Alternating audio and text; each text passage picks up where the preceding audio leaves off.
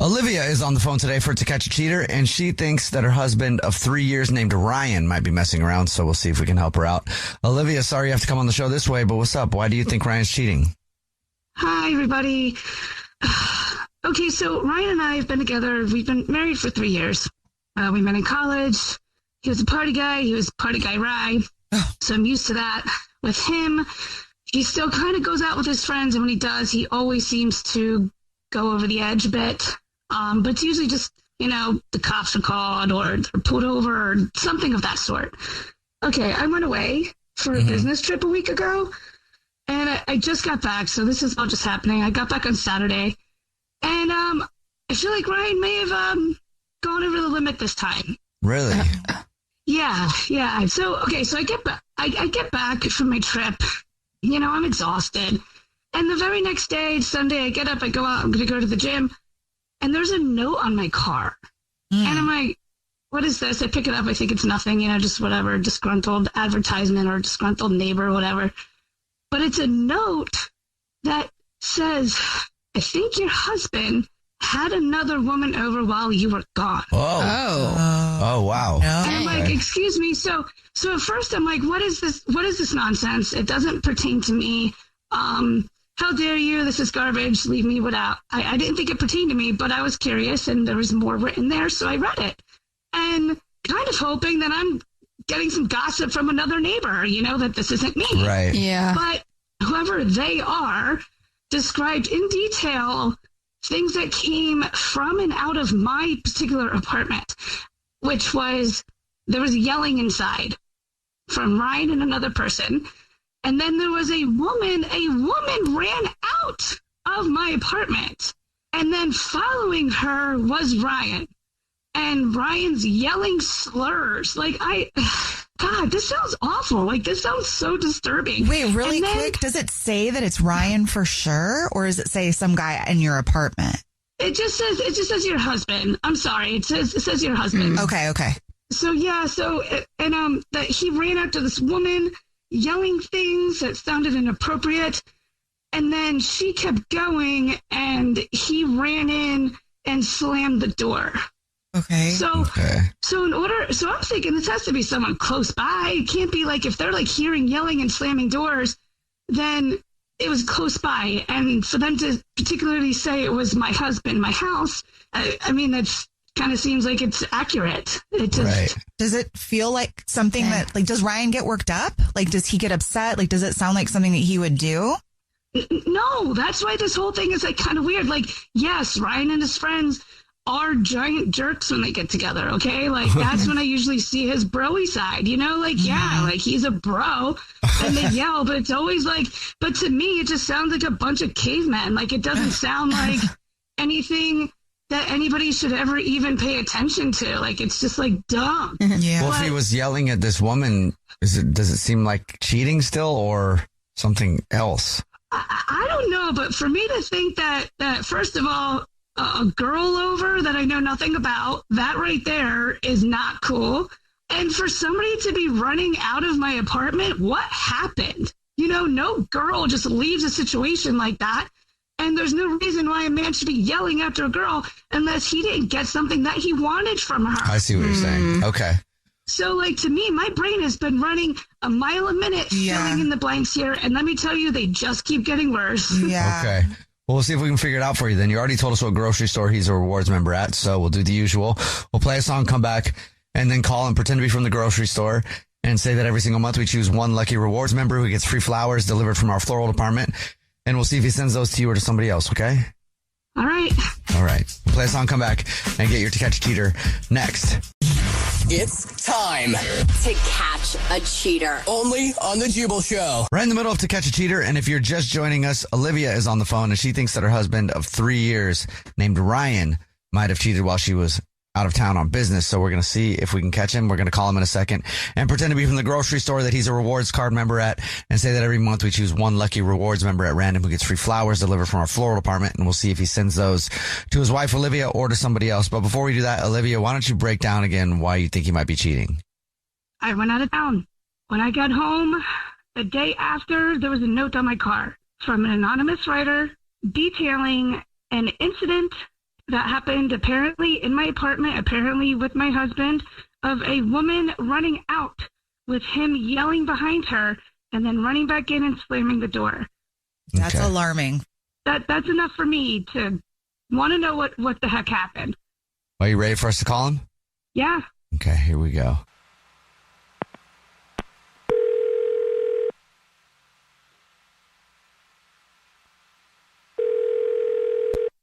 Hello. Hi, this is Corbel calling from. I was looking for a rewards card member named Ryan. Yes, I'm Ryan. Ryan, please don't hang up. This is not a marketing call. I'm actually calling to say congratulations. Thank you so much for shopping with us. You're this month's big winner. I won flowers. Maybe you don't know this, but every single month we choose one lucky rewards card member to say thank you very much for shopping with us, and we appreciate your business by gifting you 36 long stem red roses, a box of candy or chocolates, and a card to be delivered to anybody that you want within the 50 United States. Oh, cool. Well, that's awesome. Here's how it works. I just get the information from you in a matter of minutes over the phone, and then we can get those delivered from you. If you know who you're going to send them to right now, I'm prepared to take that information. No, send them to my wife. Her name is Olivia, okay? Okay. Anything you want to put on a card to Olivia? Yeah, tell her I'm glad you're home, and it's been boring as hell without my partner in crime. I guess now I'll let you know that this is not the grocery store. Okay. This is actually the Jubal Show. It's a radio show. Yeah. Hi, I'm Nina. Hi, I'm Victoria. And my name is Jubal. And we do a segment on our show called To Catch a Cheater, where if you think your significant other might be sleeping around, you see who they send flowers to. And your wife, Olivia, is actually on the other line on the phone listening and wants to talk to you. I don't understand. What do you mean? I'll let her say it. Olivia? Hey, babe. Hey, what the hell's going on? Well, okay, so I was gone last week, obviously, and I received an anonymous note on my car detailing some activities that may have happened while I was gone, and about a possible house guest that you had that were not the guy. So do you have, can you explain to me who you had over last week? And I mean everybody. Nobody. I've been working the whole time. Like, why you were gone? Why am I like being set up or something? You're full of okay, babe. I have a note here that describes yelling inside of the apartment between you and a female running out of the apartment with you running after her, calling her names, her continuing going, and you slamming the door on the way in. Now, those are way too detailed for somebody to just make up. So I think you're full of shit. No, I'm not full of shit. That could be like the wrong car or something. I've been working the entire time you were gone, okay? Okay, there's something else here that I haven't told anybody about because I was waiting for you to sit here and tell me that you didn't do anything. When I was unpacking, putting my stuff away in the closet, I found a high-heeled shoe that is not mine. That's your response? What? Right. Everybody chill out. Jesus. Olivia, first off, I didn't sleep with nobody, okay? I didn't sleep with anybody. Well, then who was it? All right, you know Jay and Brent, right? My buddies, been friends since fourth grade. Yeah, great guy. They came over. We threw a little party. We were hanging out. A party? What? All right. Brent ordered an escort, okay? And she scanned the money. She took the money. She ran out, and she went down the street, and it wasn't even me. Jay went out. He was yelling at her. He was calling her every name in the book. Why did your friend order an escort to your apartment? Or you just lied about it. Look, you know Jay and Brent, all right? And it's not like she's a hooker or anything. She's an escort. She comes over, she does a little dance. Oh, my God. You know what I'm saying? Oh, my God. And she did. She stole Jay's wallet and ran out with this. To our house. Yeah, to our house. I don't care who ordered what. You allowed an escort in the house, and you got, oh my, and there's a shoe. Her shoe is all right, in my closet. She's not even an escort. She's a stripper. Chill out. Oh, Chill out. What? We're going from nobody to an escort to a she's a stripper. And she didn't even strip. I told you. She stole the money and she ran out. I don't know what the hell. Her pimp was in the car out there waiting for her. So she was a hooker? Not really. I don't think so. You ordered a woman to sleep with her. What the hell? Well, Olivia, stop. You do this all the time. Calm down.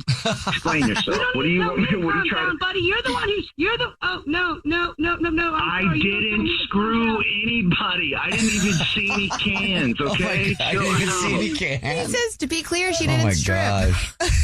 She didn't strip. No, she didn't. A long time before you see any cans. But listen, I don't care what you have to say, but we are done. We are done. Wow. Disgusting. You could keep the filthy, skank-ridden apartment that you brought an escort into. All right? We're done. Bull. No, don't we're care. not. An You escort do involves this for all you the to time. We die. are not done. What do you mean we do this all Hello? the time? Do you do this all the time? You do this all the time. You freak out. You go to your mom's house. You come back in 5 days. Come on, Well, Olivia. because maybe I have a boyfriend who orders escorts to our house. I ain't your boyfriend. I'm your husband. Jesus. He said, to be clear. Wow. Okay. Well, it does sound like you guys got stuff to talk about. Yeah. You know? What? But at least now, Olivia, you know what happened, sort of. And who was screaming? Yeah, that was Jay. It wasn't me. I don't do that crap anyway. Says, I don't scream after hookers or escorts or strippers. I don't scream after hookers. They leave. If they leave, that's what you paid them for. So. Oh, God. Oh, God. I'm too tired for this. I'm too tired for this, Ryan. I'm tired. I'm done. I got work to do. We'll let you guys I gotta figure this go. out. Good luck. Olivia, yeah. thank you for, I'm glad you got some answers. Yeah, I guess. What are you going to do with the shoe? I touched the shoe. I've been in my house. Did she use the bathroom? Oh my God, this is disgusting. Oh my God. Come And I on. touched it. I picked up the shoe and I touched it. It's fine. It wouldn't be the first time you touch a hooker's shoe. Just chill. What? Oh my God. Olivia is on the phone today for To Catch a Cheater, and she thinks that her husband of 3 years named Ryan might be messing around, so we'll see if we can help her out. Olivia, sorry you have to come on the show this way, but what's up? Why do you think Ryan's cheating? Hi, everybody. Okay, so Ryan and I have been together. We've been married for 3 years. We met in college.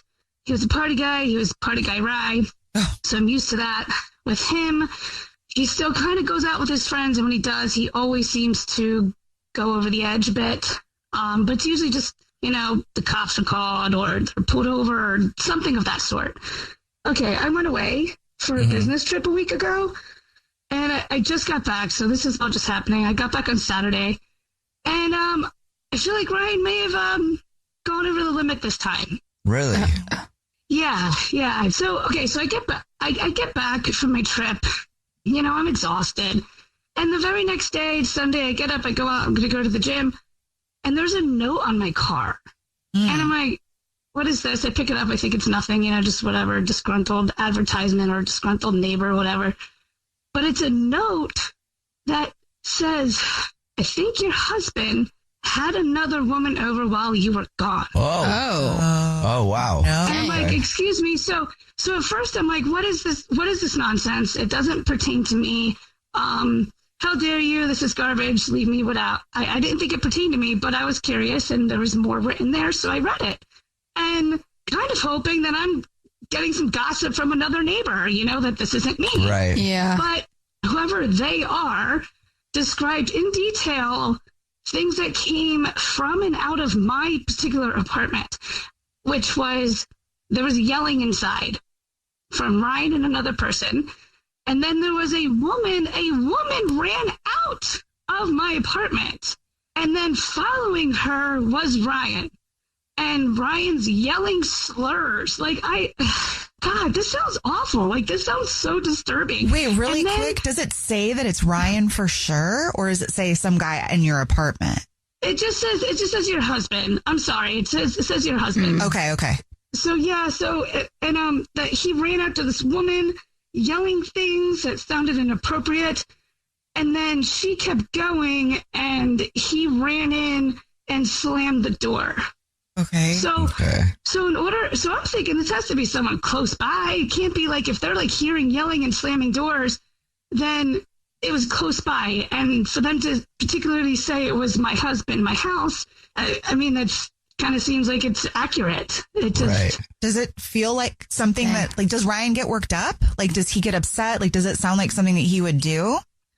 No, that's why this whole thing is like kind of weird. Like, yes, Ryan and his friends are giant jerks when they get together, okay? Like, that's when I usually see his bro-y side, you know? Like, yeah, like he's a bro and they yell, but it's always like, but to me, it just sounds like a bunch of cavemen. Like, it doesn't sound like anything that anybody should ever even pay attention to. Like, it's just like dumb. Yeah. Well, if he was yelling at this woman, does it seem like cheating still or something else? I don't know, but for me to think that first of all, a girl over that I know nothing about, that right there is not cool.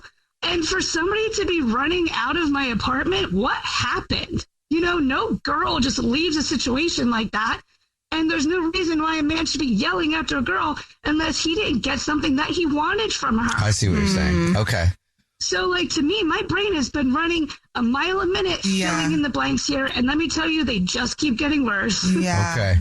Well, we'll see if we can figure it out for you then. You already told us what grocery store he's a rewards member at, so we'll do the usual. We'll play a song, come back, and then call and pretend to be from the grocery store and say that every single month we choose one lucky rewards member who gets free flowers delivered from our floral department. And we'll see if he sends those to you or to somebody else, okay? All right.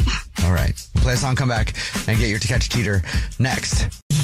It's time. To catch a cheater. Only on the Jubal Show. Right in the middle of To Catch a Cheater, and if you're just joining us, Olivia is on the phone, and she thinks that her husband of 3 years, named Ryan, might have cheated while she was out of town on business. So we're going to see if we can catch him. We're going to call him in a second and pretend to be from the grocery store that he's a rewards card member at, and say that every month we choose one lucky rewards member at random who gets free flowers delivered from our floral department. And we'll see if he sends those to his wife, Olivia, or to somebody else. But before we do that, Olivia, why don't you break down again why you think he might be cheating?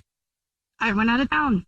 When I got home, the day after, there was a note on my car from an anonymous writer detailing an incident that happened apparently in my apartment, apparently with my husband, of a woman running out with him yelling behind her and then running back in and slamming the door. That's Okay. alarming. That's enough for me to want to know what the heck happened. Are you ready for us to call him? Yeah. Okay, here we go.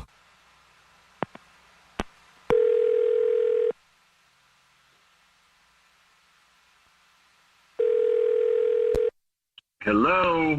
Hi, this is Corbel calling from. I was looking for a rewards card member named Ryan. Yes, I'm Ryan. Ryan, please don't hang up. This is not a marketing call. I'm actually calling to say congratulations. Thank you so much for shopping with us. You're this month's big winner. I won flowers. Maybe you don't know this, but every single month we choose one lucky rewards card member to say thank you very much for shopping with us, and we appreciate your business by gifting you 36 long stem red roses, a box of candy or chocolates, and a card to be delivered to anybody that you want within the 50 United States. Oh, cool. Well, that's awesome. Here's how it works. I just get the information from you in a matter of minutes over the phone, and then we can get those delivered from you. If you know who you're going to send them to right now, I'm prepared to take that information. No, send them to my wife. Her name is Olivia, okay? Okay. Anything you want to put on a card to Olivia? Yeah, tell her I'm glad you're home, and it's been boring as hell without my partner in crime. I guess now I'll let you know that this is not the grocery store. Okay. This is actually the Jubal Show. It's a radio show. Yeah. Hi, I'm Nina. Hi, I'm Victoria. And my name is Jubal.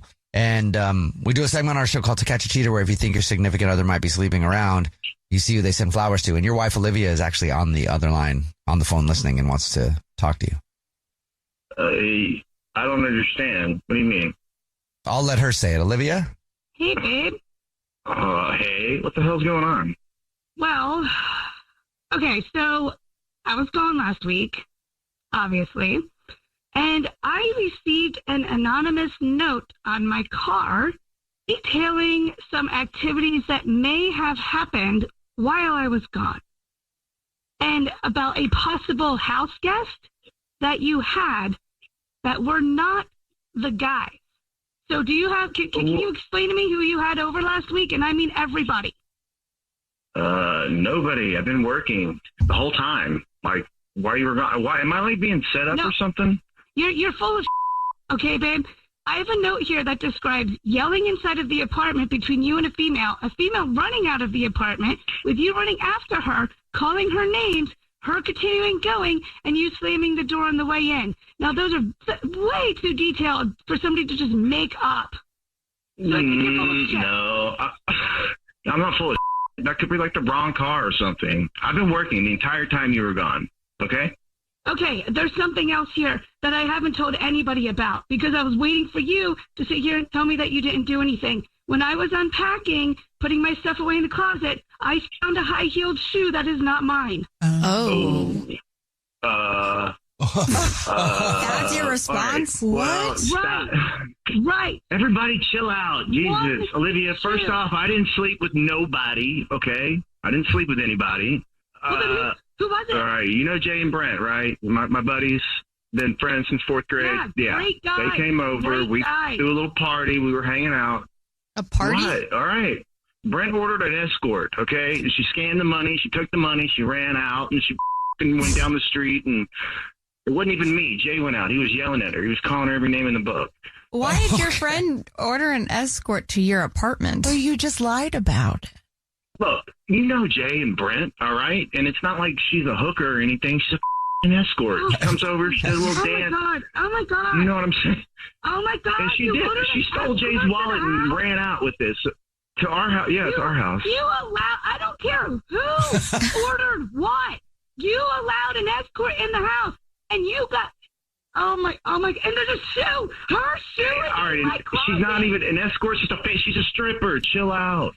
Oh, dude, Chill that's out. in my closet.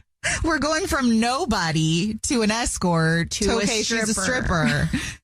And she didn't even strip. I told you. She stole the money and she ran out. I don't know what the hell. Her pimp was in the car out there waiting for her. So she was a hooker? Not really. I don't think so. You order a woman to sleep with her. What the hell? Well, Olivia, stop. You do this all the time. Calm down. Explain yourself. What do you want me? What are you trying to? Buddy, you're the one you're the. Oh no. I didn't screw anybody. I didn't even see any cans. Okay. I didn't even see any cans. He says, to be clear, she Oh didn't my strip. gosh. She didn't strip. No, she didn't. A long time before you see any cans. But listen, I don't care what you have to say, but we are done. We are done. Ow. Disgusting. You can keep the filthy skank-ridden apartment that you brought an escort into. All right? We're done. Bull. No, we're not. You do this all the time. We are not done. What do you mean we do this all the time? Do you do this all the time? You do this all the time. You freak out. You go to your mom's house. You come back in 5 days. Come on, Olivia. Maybe I have a boyfriend who orders escorts to our house. I ain't your boyfriend. I'm your husband. Jesus. Oh, God. He said, to be clear. Wow. Okay. Well, it does sound like you guys got stuff to talk about. Yeah. You know? What? But at least now, Olivia, you know what happened, sort of. And who was screaming? Yeah, that was Jay. It wasn't me. I don't do that crap anyway. So I don't scream after hookers or escorts or strippers. I don't scream after hookers. They leave. If they leave, that's what you paid them for. So. Oh, God. Oh, God. I'm too tired for this. I'm too tired for this, Ryan. I'm tired. I'm done. I got work to do. We'll let you guys figure this out. Good luck. Olivia, thank you for, I'm glad you got some answers. Yeah, I guess. What are you going to do with the shoe? I touched the shoe. I've been in my house. Did she use the bathroom? Oh my God, this is disgusting. Oh my God. Come And on. I touched it. I picked up the shoe and I touched it. It's fine. It wouldn't be the first time you touch a hooker's shoe. Just chill. What? Oh my God. First date follow-up. Powered by the Advocates Injury Attorneys. Online at advocateslaw.com. Lauren is on the phone today for a first date follow-up, and she's getting ghosted by a dude named Sammy. So in a few minutes, we'll call him and see if he'll tell us why he's ghosting her and maybe get her another date. But first, Lauren, how long has it been since you heard from Sammy? Oh, it's been like a week or two now. Have you reached out to him in that time?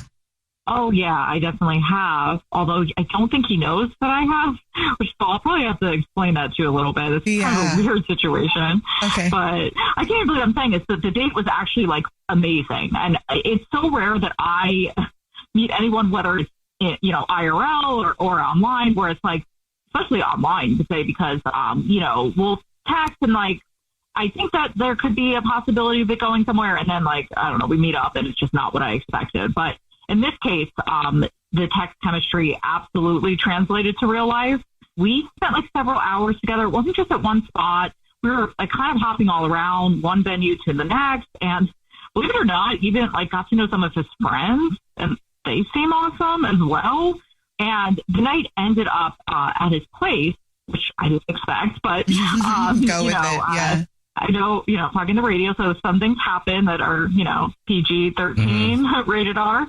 So I stayed the night there, and then we decided to meet up for date number 2, which was just casual, but so much fun, like downtown after work. Not my neighborhood where I live, but it was just a great time. Did you go back with him after date number 2 too? Well, I texted him and just got no response. Like, I didn't know where he was. So sitting there like, what? And then after 15 minutes, I did something that like I never want to do, like the phone call, like, hey, where are you? That sort of thing. Kind of awkward. So wait. I'm sorry. He disappeared in the middle of your date? No, I got there and he was nowhere to be found. Oh, okay. Okay. To be clear. Got it. Yeah. I really think I like this guy. So I'm like, normally after 15 minutes, I would just leave. Like, okay, you're not going to waste my time. I don't even know you. But I'm like, let me give it a chance because you never know, like, what could have happened, right? So I call, and I noticed that my calls were doing, like, the same thing every single time. It would, like, ring twice and then go straight to voicemail. I chalked this up to, like, okay, he's in a bad service area, that sort of thing. But it happened, I want to say, like, 4 times in a row. So at that point, I just was like, okay, I'm going to go ahead and Google, like, how do I know if someone's blocked me? Because I never could understand the answer to this. But it's actually turns out it's really easy to do that. Apparently, like, you can just make your number anonymous. Yeah, to block people. And so you can just... To find out if you were blocked or to be blocked? To be blocked. Okay. Like, this was a lesson for me because, like, apparently, it's like, if it rings more than twice before the voicemail, that means you're blocked. It does? Or does that mean you're getting sent to voicemail? It's blocked. So, I mean... Okay, either way, it's not good. Okay. So, I was like, all right, well, wow, this sucks, right? And I just went back to my car, and I was sulking there. Like, I couldn't even bring myself to drive home. I was so bummed out. Oh, that's really a bummer. I would be frustrated about that, especially if you think the date went so well. That sucks. Yeah. You just want to know why. Also, you're like, what? Did you do something though? Like, if you think back to that first date, is there anything that could have happened that would cause the blocking? No, and I've asked myself that now, like up and down, and for me, and I thought it was mutual. Like, we have this insane chemistry that's super rare. So that's why I'm so disappointed. I can't come up with any reason why. Especially after, like, seeing each other more than once, that he would ghost me. Like, why wouldn't you just say something? Okay, well, we'll try to figure it out for you. We'll play a song, come back, and then call him and see if he'll tell us why he's ghosting you, okay? Okay, thank you. Play a song, come back, get your first date follow-up next. If you're just joining us for today's first date follow-up, Lauren is on the phone, and she's getting ghosted by a dude named Sammy. So in a second, we're going to call him, see if he'll tell us why he's ghosting her, and maybe get her another date if she still wants one. But before we do that, Lauren, why don't you catch us up on your situation? Yeah, well, basically, I had like 2 really nice dates with this guy, and I went for date number 3, and he was MIA, and he has not talked to me whatsoever, and I don't understand why I'm being ghosted. And you think you might be blocked even? Yeah, blocked me. Like, why? I didn't take him for being a coward, so that's why I'm so confused. All right, ready for us to call him? It's ready as all for me, yeah. Okay, here we go.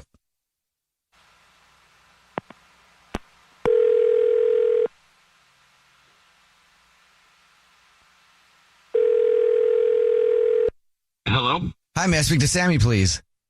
Yeah, this is him. Sammy, what's up? This is Jubal. My name's Jubal. I host a radio show. It's called The Jubal Show. How's it going, Sammy? The whole show's here. I'm Nina. Hi, and I'm Victoria. Oh, hi. Hi. Doing all right? You ever listen to the show? Yeah, I mean, I've heard you guys once or twice. Well, have you ever heard a first date follow-up before? I have. I'm starting to get nervous here. Oh, don't be nervous. Because we're calling you because somebody did send us an email about you, so maybe you'd be nervous. I don't know. But it's a segment where if you're ghosting somebody, they can email us to get you on the phone and ask why you're ghosting them. And we got an email about you from somebody. Okay, I think I probably know who you're talking about. You want to try to take a guess at the name? I mean, is it Lauren? Yes, Sammy, you're correct. You've won absolutely nothing but. It is Lauren. Do you mind telling us why you're ghosting her? Oh, man. All right. So look, we texted for a while. It was great. We meet for the date. Chemistry's there. She's really cool. She's hot. Everything was good. And then at some point, the conversation turns around to like, relationship stuff. We're just talking about like relationship things, like, are you ever going to have kids? Are you ever going to get, I don't know, whatever, just stuff like about relationships. Okay. And at one point, I asked her what her definition of cheating is. If a guy goes to a strip club, is that cheating? That sort of thing. You know what I mean? Okay. Yeah. And let's just say that her perspective is pretty strict. She said even watching adult movies was cheating. That to me is like pretty extreme. And nobody's going to take that from you. Is that what you're saying? It's not like I watch it all the time, but it is a part of my life, and it is a thing that I enjoy. I don't know. It just feels like that to me is not cheating. That's just like entertainment. So did you have that conversation with her and like express your concern with her line that she drew in regards to adult film? No, I mean, I just kind of got awkward, and it kind of gave me the ick, you know what I mean? And it's so weird. And that gave you an ick? Okay, that's new. Yeah, I mean, I don't want to be a cheater. Like, if we got together, like, I'd be cheating on her all the time. Like, okay. It's like she can feel however she wants to feel, and that's totally fine. But sure. I just kind of realized, like, maybe this wasn't, like, a long-term thing, and I maybe I should have said something. I didn't. I mean, this happened in, like, the first 45 minutes of the date, and it was, like, 4 hours long, and, like, she spent the night and all, and it was great. That was fun. But the whole time I was just kind of, this is in the back of my mind. And what do you say to that? Do you say like, wait a minute, I gotta watch adult movies? I feel like I would want to get to the bottom of it and kind of understand why that was such a hard line for somebody. Yeah. Because I think we ask those questions in the beginning of a date, whether it's about the adult film or just like, do you want to get married? But like to understand where the person comes from. And sometimes that sparks a conversation that helps the other person see where you're coming from. And you can change your mind a little bit. Yeah. She might have been into it if she was like, it's not cheating if you watch it with me. No, can I just say something right now? It is absolutely textbook cheating, like no matter who he's watching it with. Okay. Sammy? Wait a minute, Lauren? Wait, Lauren's here? Yes, that's Lauren. She's on the phone listening and wants to talk to you. Oh, man. Yeah, and I came here to get answers. This was not one I was expecting to get of all the reasons it could be. But, I have sort of been wondering, like, why he was so, like, animated during sex. And I'm like, maybe he was mimicking a performance. Like, he's had plenty of experience watching these tutorials, if you will. Well, you see, it can be a good thing. I mean, yeah. And, while we're putting everything out on the table right now, I just want to ask something. Like, we went on 2 dates, so there was a little bit of time in between, date 1 and date 2. So what were you doing during that time? Were you spending your time, like, prepping, watching all these videos, cheating? What were you doing? Well, yeah, I watched some videos in between. That's what normal people do. Okay, so the gist of it is you were cheating on me. We weren't. It was we'd gone on a date. What are you talking about? This is cheating. Again, textbook cheating. It should just be between two people. To me, it's no different than cheating, swinging, watching porn. It's all the same. I group it all together. And here I am, like, thinking that you're amazing, but it turns out I must have been blinded by something because you could not even stay faithful to me for 2 days. Well, I mean, look, it wasn't like I was watching videos of girls that looked like you. I was watching videos of, like, other types of girls. Does it matter what they look like? Lauren, we went on 2 dates. It's not like we were engaged. Like, this is wild to me. I feel like I'm on another clearly you're planet. forgetting in those 4, actually it was 6 hours that we spent together, not 4, like you said. I guess you're forgetting half the things you said to me during that date, but it's cool. It's fine. I mean, I didn't make commitments, and am I in single white female right now? What's going on? Is that another adult video kind of? Yeah, I guess millennials know it. It's mostly about a crazy girl. I'm scared. I don't know. This is wild, man. I really don't think you would be acting pretty normal. I think you'd be pretty crazy if you just found out you got cheated on too. Okay, buddy? If you came to me and said, hey, I was watching a bunch of porn this week, I'd be like, hell yeah. Look, I didn't cheat on you. We weren't together. We went on 2 dates. This is nuts. Okay, you can come up with like excuse after excuse, try to like, fluff it all over and all, whatever you want to say. But like, you're a cheater and I do not ever want to see you again. Well, I haven't asked yet. Sammy, would you like to go on another date with Lauren? We'll pay for it. No, I would like to log into my internet and watch some art films now. Thank you very much. Oh, Okay, I think this really just proves my point that I've been talking about with my friends. Like, every single guy out there is a cheater in some way, shape, or form.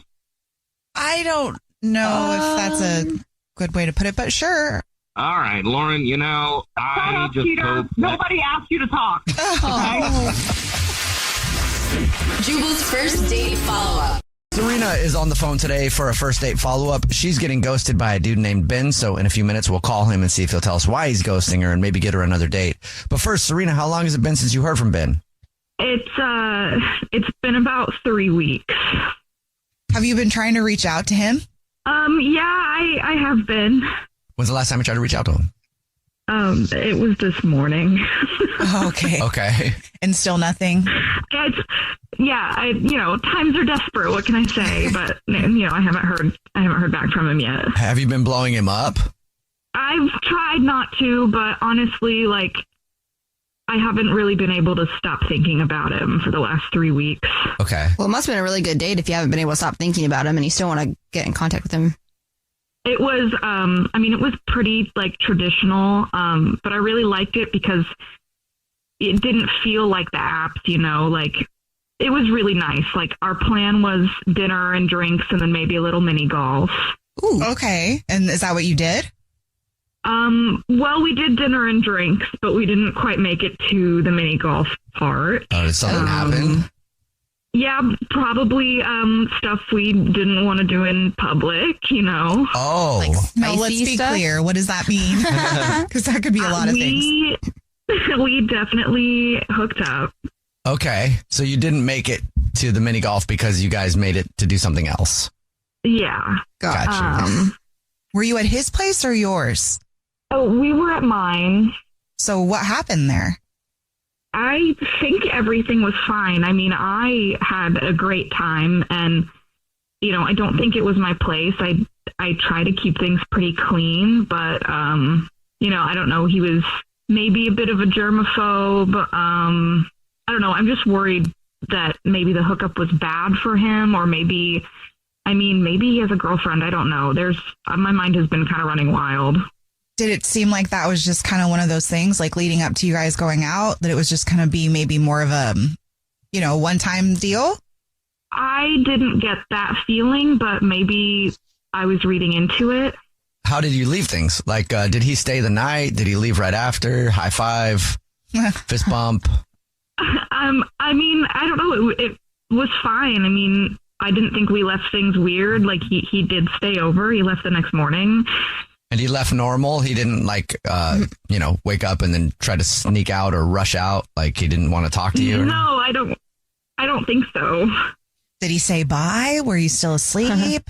It all seemed very, I don't know how else to describe it. It's we clicked so well and I didn't get any weird feelings. And when he left, he said bye. He didn't fist bump me or anything. So. And you've been trying to get a hold of him a lot for 3 weeks. Has he responded to anything? No, I haven't heard from him at all. That's not a good sign. Okay. Well, we'll try to figure it out for you then. We'll play a song, come back, and then call him and see if he'll tell us why he's ghosting you and hopefully get you another date if you still want one, okay? Okay. All right, we'll play a song, come back, get your first date follow-up next.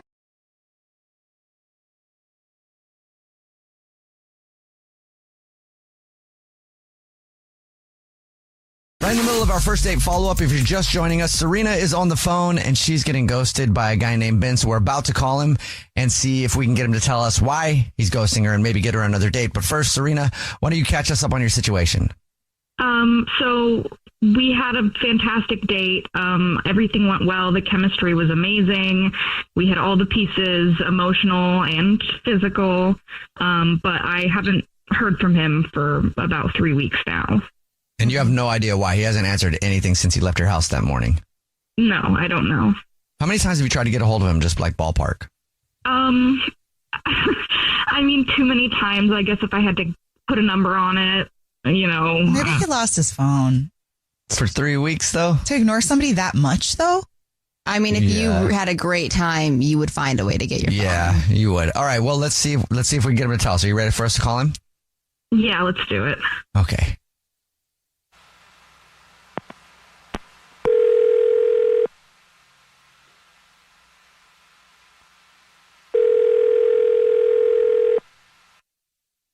Hello? Hi, may I speak to Ben, please? This is Ben. Ben, hey, man, how are you? My name is Jubal. I'm calling from a radio show. It's called The Jubal Show. Hi, Ben. I'm Nina, also on the show. Hi, and I'm Victoria. Hi. What's up? How's it going? Good. How are you? I'm doing great. Just hanging out. Awesome. Have you ever listened to the show before? I can't say that I really have. Okay. What is this about? No worries. We do a segment on our show. It's called the First Date Follow-Up. What that is if where you go out on a date with someone and you end up ghosting them, they can email us to get you on the phone and ask why you're being ghosted. So we got an email about you from one of our listeners. I see. Okay. Do you have any idea who might be trying to get a hold of you that you've been ghosting? Yeah, I have an idea. Who do you think it is? Probably, is it Serena? You are 100% correct. Congratulations. We don't have anything to give you for being correct, but yes, it's Serena. She told us about your date. She said that she thought things went really well and great, actually, and said she liked you a lot, but she's confused because you haven't talked to her for like 3 weeks, and she's wondering what the reason is. Did you lose your phone? No, I didn't lose my phone. I mean, the date was really good. You know, we just had great conversation, really connected. Okay. Sounds like a good reason to ghost somebody to me. What happened? Well, I mean, to be honest, it was the hands. She has really wet hands. Man, What? She has wet hands? Yeah, it's just a kind of a personal pet peeve of mine. And I'm just like, I don't know, I'm a little bit of a germaphobe. I like to keep everything clean and nice. And Like, how wet are the hands, though? Like, where you would ghost someone? I mean, it was pretty moist. I mean, I remember one time she came and like caressed my face, and I swear to God, I thought it was like a dog licking my face. Oh. I had my eyes closed. Nothing against her, I get that that's sometimes like a thing and a condition, but I don't know. It's just not really for me. I figured it would just be easier to stay away from that. But like, what if it was just nerves? It's the first time she's spending time with you, so she got nervous and maybe a little anxiety and got sweaty palms. That's supposed to be cute. That's a compliment. She was so into you, you made her palms sweaty. That's true, but I don't know. It's just, I guess I didn't really want to continue that after that. I just couldn't get the hands out of my head. And you can treat that though, but you can treat that. You can get Botox in your hands to make it stop. So like, if you really like somebody, there's ways to get around sweaty hands. Well, I'm not sure if we can do, I mean, some people maybe, but I don't know if we can. Okay. Or she can. Okay. It was almost supernatural how much moisture was coming out of it. Oh. Like, I was very, almost concerned about it. I mean, I've shaken hands with people. Yes, I'm a bit of a germaphobe, but I mean, this was like on a whole other level. And you just can't overlook the sweaty palms.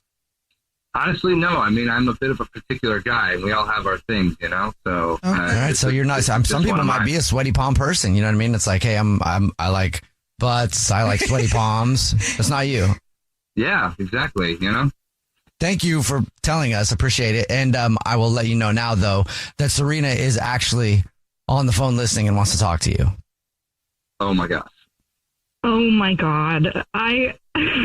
I'm so sorry. I know that my hands get super sweaty, but only when I'm nervous. I promise. They're not like that all the time. I promise. I was so excited and really nervous. Oh my gosh. I'm sorry. I kind of feel bad now just not even talking to you about it.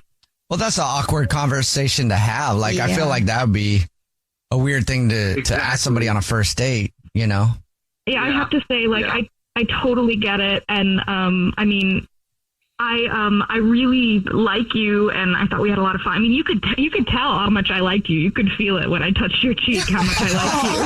Oh my God. That's actually really sweet. So, I guess I never was able to take that as a compliment, but it's cool how your horizons broaden. I never really thought that sweaty palms could be redefined for me, but I really had an amazing time on our date too, and I really thought I had a great connection. Look at that, Serena. You're helping change his whole outlook on sweaty palms. Ben, would you like to go out with Serena again? We'll pay for it. Yeah, I would, honestly. Oh, there's another lesson here. 3 weeks does not mean it's over. You just keep calling until you get a hold of that person. Congratulations, Serena. we'll figure something out for the sweaty palms. Maybe, I don't know. Maybe next time we'll just hook up in the shower. Oh, that's a way around You know that. what? That sounds really great. Oh. All right. Well, congratulations. First date follow-up. Powered by the Advocates Injury Attorneys. Online at advocateslaw.com. Nicholas is on the phone today for a first date follow-up, and he's getting ghosted by a woman named Lauren. So we're going to call her in a little bit and see if she'll tell us why she's ghosting him and maybe get him another date. But first, Nicholas, how long has it been since you heard from Lauren? Hey guys, so probably like 5 days or so. But how often did you guys communicate leading up to that? What do you mean, like leading up to being ghosted? I guess I mean leading up to the date. Was it like you matched somewhere and you decided to go directly on a date, or were you talking for a little while before that? So we met at a wine charity event. We were both there for work, and we bumped into each other. We were looking at some of the items that were going for like a silent auction, and there were just like some crazy stuff that were going for auction. So we just went through, made fun of some of the items together and stuff like that. Weird items. So that's how you met. That sounds fun, though. Yeah. Yeah, it was pretty cool. We exchanged numbers and just decided to go to dinner for our first real date together. So I took her to a fancy pizza place. Got something to eat. We laughed. We talked about our jobs, pets. Where we want to go, like our dream vacations. And what we're looking for in a partner. It was really easy. Did your wants and stuff line up? Yeah, it sounded like we were on the same page. She spent the entire time laughing. We had a really good date. So, I was a little bit nervous actually on the date. So I was a little bit fidgety. I spilled water on myself. When the first pizza came, I knocked it on the floor. Oh, really? Oh my God, I was mortified. You didn't pick up the pizza and eat it after it fell on the floor. No, but she laughed and it was, so it didn't seem like it was that big of a deal. We got another bottle of wine and acted like none of it happened. So, it seemed like everything went well. It's a nice way to recover from that. Honestly, been there. I've definitely spilled all over myself more than once, so it's okay. How did everything end? I think it ended well. When she was leaving, we kissed each other on the cheek, and she said she had a great time. And, I put her in the Uber, and she had a big smile on her face. So I felt like it went really well. And did you guys talk at all after the date? No. That's it? Not at all. I've called her twice, texted her, nothing. Why do you think she's ghosting you? I have no clue. Maybe the pizza thing. Maybe she thought I was like a nervous person. Okay. But other than that, you can't think of anything? No, to me, everything went well. The only thing I could think of is like I said, I was really nervous and I came off a little bit fidgety and stuff, but I don't think anything else. All right. Well, we'll see if we can figure it out for you. Play a song, come back, and then call her and see if she'll tell us why she's ghosting you and maybe get you another date, okay? Awesome. Thanks, guys. All right. Play a song, come back, get your first date follow-up next. If you're just joining us for today's first date follow-up, Nicholas is on the phone, and he's getting ghosted by a woman named Lauren. We're about to call her and see if she'll tell us why she's ghosting him and maybe get him another date. But before we do that, Nicholas, why don't you remind everybody about your date with Lauren? I went over how we met. We met at a wine charity event, but after that we went on our first real date. Went to this really fancy pizza place. Everything went well. I was a little bit nervous. I spilled the first pizza, but everything ended really well. Put her in the Uber, and we gave each other a kiss on the cheek, and she had a really big smile on her face. So I assume everything went well. Put her in an Uber with a big smile on her face. Sounds like a great way to end the night. Yeah, it does. All right. Well, were you ready for us to call her? Yeah, please. Okay, here we go.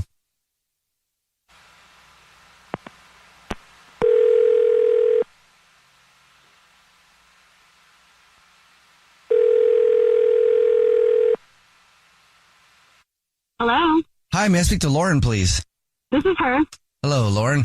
My name is Jubal, and I host a radio show. It's called The Jubal Show. Hi, Lauren. Whole show's here. My name's Nina. Hi, and I'm Victoria. How are you? Hi. Good. How are you guys? Good. Do you listen to the show? Of course. Oh, I guess I shouldn't have doubted. Yeah. Thank you. Thanks. Well, have you ever heard a first date follow-up before then? Yeah. What if I told you you're about to be the star of one? Okay. Yay! We got an email about you from someone that you're ghosting. I'm not ghosting anyone. Is there anybody that you went out on a date with that you're not calling back or not talking to? Well, I mean, I'm on the apps and stuff like that. So I have gone on a couple dates recently. Yes. Have you gone on a date with a dude named Nicholas? Yeah. Well, Nicholas emailed us because he says you're ghosting him. Well, I'm not ghosting him. I mean, it was one date, so it's not like serious commitment or anything like that. It was literally one date. Okay, but you are not talking to him on purpose. Yeah, kind of, but it's not quite like that because there just wasn't really anything that would warrant us for a second date, you know? That's not what he thinks. Well, I mean, he's a really sweet guy. Don't get me wrong. I mean, we went to an event, we had a good time. But that's not really, first of all, that was not a date. That was something that we both just happened to be at. So let's scratch that as being a date. We did go to a pizza place, and yes, that was a date. But honestly, I mean, it was one day. It was fun. It was fine. But I wasn't like, oh my gosh, I can't wait to go on another date with Nicholas. Like, I have to have him in my life type thing. Okay. Anything happen? Well, no. I mean, like I said, he was really sweet. He definitely was super nervous. And it was cute. It was definitely cute. But and I don't even care. Like, he did spill some stuff. Like, he spilled his drink. He spilled the pizza. I was like, okay, that's like kind of cute and funny. But it wasn't somebody that was like knocking it out of the park for me or anything like that. And we had wine. So that's all, that makes it super fun too. But other than that, I mean, yeah, we had some good conversations, but there are conversations you have on a first date with everyone, right? Like, okay, where do you want to go on vacation? I want to go to Ireland. Yes. Do you have any pets? Yes. My dog is named Junior. You were bored by him. Oh, I wouldn't say bored, but he wasn't up to my level, I guess. That makes me sound really snotty. That sounds worse than bored. I was just going to say there's no spark, but if you want to say not on your level, that's your choice. Well, no, he's just like, I don't think that him and I would have like a fun time together all the time. Okay. Just no chemistry. Do you guys see what I'm saying? Yes. Okay. Well, that sounds way better, by the way. Thanks for telling us. Appreciate that. Yeah, absolutely. And Nicholas is on the phone and has been listening and wants to talk to you. I should tell you that. Hey, Lauren. That's fine. That's fine. Hey, how are you? I'm good. I don't know. To me, it just seemed like you had a really good time on the date. I mean, you were smiling the whole time and everything seemed like it was going really well. Well, yeah, I mean, I was smiling. First of all, I'm a smiley person anyway. And the other thing is, like, we were drinking wine. I had a couple gummies. So I was being me. I was living my best life. That always helps a little bit, I would imagine. So why did you say that we should do it again then? Well, that's just what people say. It's like the polite thing. Like, it's like the same thing when I run into an acquaintance. Oh, we should hang out sometime. Yeah, I'm probably not going to hang out with them. We're just acquaintances. It's just something you say. Oh, yeah, we should go out again. Yeah, okay, sure, whatever. I get it. You guys seem like you're judging me. I'm not. I'm just listening to you guys talk. Yeah. I mean, well, like when you go on a date, you know how, like when I go on a date, I like to have a little bit of something to make the date fun and kind of get me through it. Because, when you're on these apps and you're going on so many dates, you just need to chill. So that's why I might have seemed a little extra flirty or a little extra smiley because I just had a little courage, little gummy courage, and I wanted to be myself as much as possible and not be super nervous, which he obviously was. Honestly, you should probably take a gummy or two before going on dates. Okay. Am I right? Or am I right? I get it. I mean, it doesn't really feel like you're being yourself if you got to take something, to switch you out of the mental phase that you're in. So it doesn't sound like you're being yourself if you're taking a gummy, but it's cool. I get it. You do whatever you want, but I'm not into drugs, so. It's not drugs. It's a gummy. It's like chill pill. Have you eaten some of them right now? She's going to want to after this phone call. I wish. Oh, my gosh. I probably would be a lot cooler at work if I did. Lauren, would you like to go out with Nicholas on another date? We'll pay for it.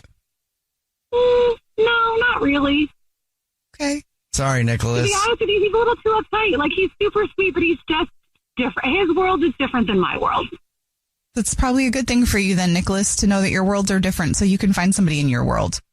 Sure, that's fine. I don't want to go with a drug addict anyway.